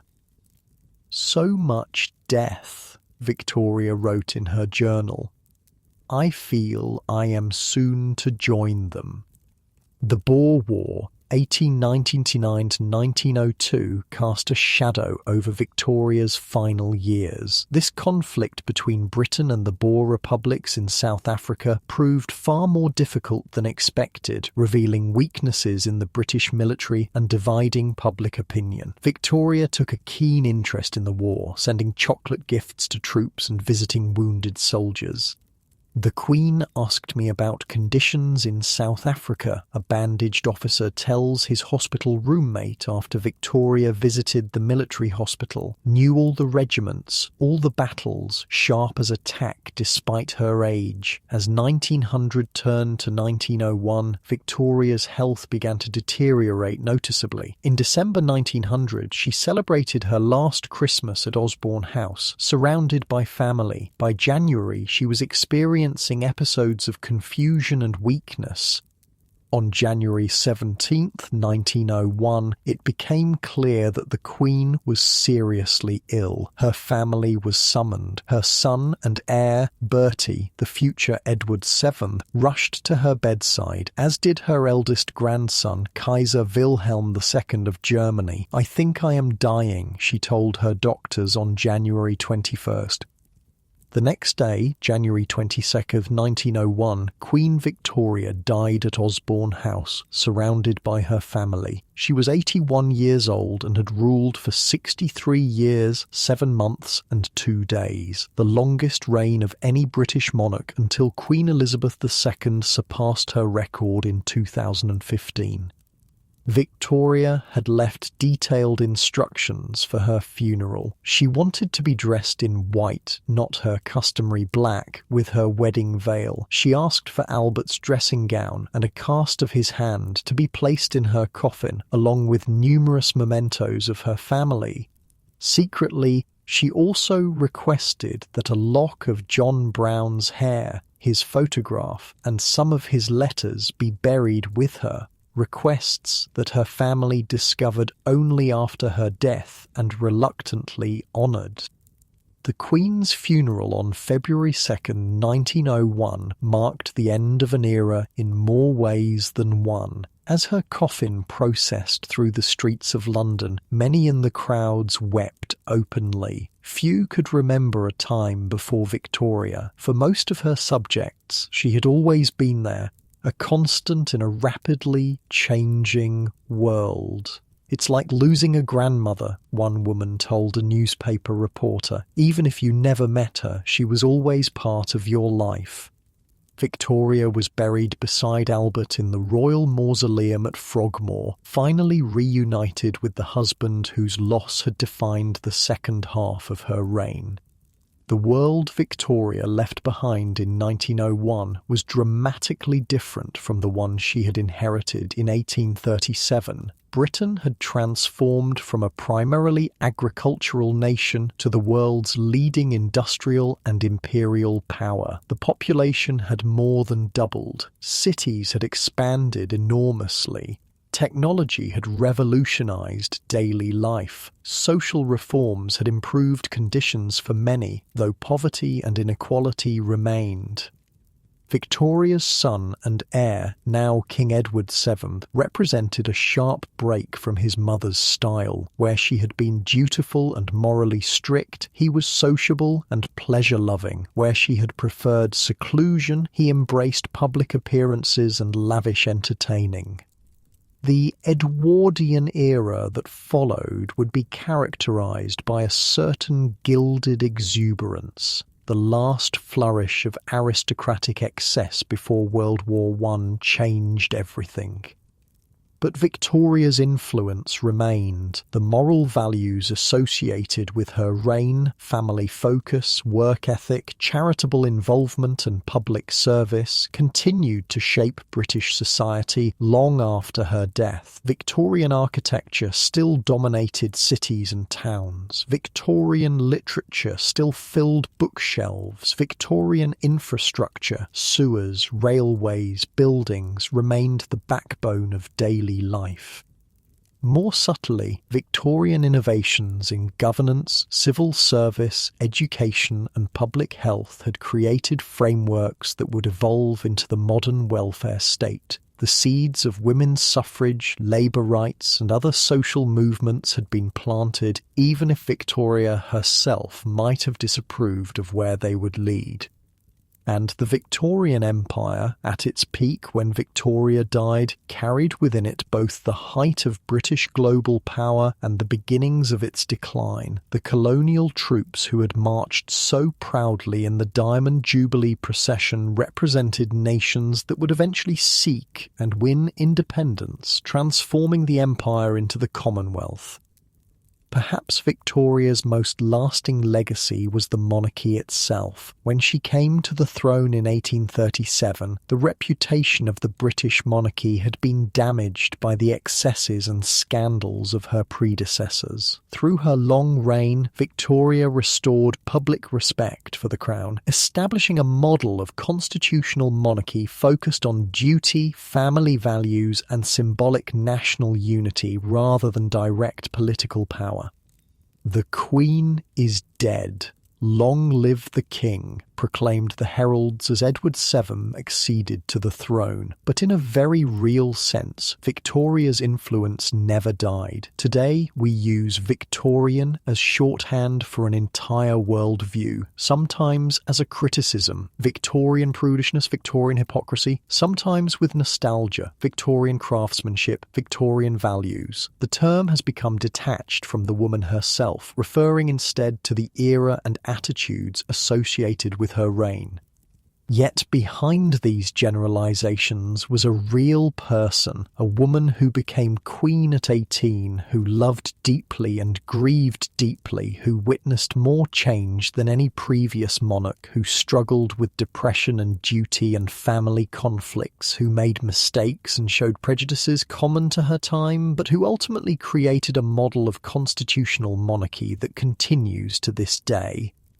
As you drift towards sleep tonight, imagine London on that January day in 1901 as news of the Queen's death spread through the city, church bells tolled, theatres and shops closed, newspapers printed black-bordered special editions, people gathered in public squares, sharing memories and concerns about the future. "I was born in her first year on the throne," an elderly man tells a group of young factory workers. "Lived my whole life under Victoria, can't quite believe she's gone." "What do you think the new king will be like?" asks one of the young men. "Different," the old man replies simply. "Times change, but what she built, that'll last." And he was right. The world Victoria shaped, industrialised, urbanised, global in outlook, is recognisably our own, despite the enormous changes of the 120-plus years since her death. When we look at Victorian photographs, the people seem distant and formal in their stiff poses and unfamiliar clothes. But when we read their letters, diaries and novels, their hopes, fears and feelings resonate across time. They worried about technology changing too fast. They debated the proper balance of work and family life. They struggled with ethical questions about wealth inequality. They celebrated achievements and mourned losses. They fell in love, raised children, pursued careers and sought meaning in their lives, just as we do.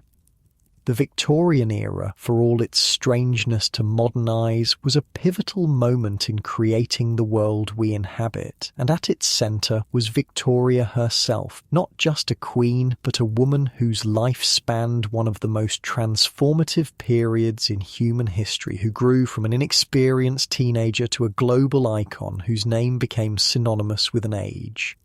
As you settle deeper into your comfortable, clean bed with electric lights you can switch off with a touch, perhaps take a moment to appreciate how many aspects of your daily life have roots in Victoria's time, from the books on your shelf to the pipes that bring water to your home, from the birthday cards you send to the Christmas traditions you celebrate. The Victorians weren't so different from us, really, just people trying to make sense of a rapidly changing world, looking both forward and backward, building something new while trying to preserve what was valuable from the past. And isn't that what we're all still doing, in our own way? Sleep well and perhaps dream of gas-lit streets, steam trains, and a tiny woman in black who ruled a quarter of the world.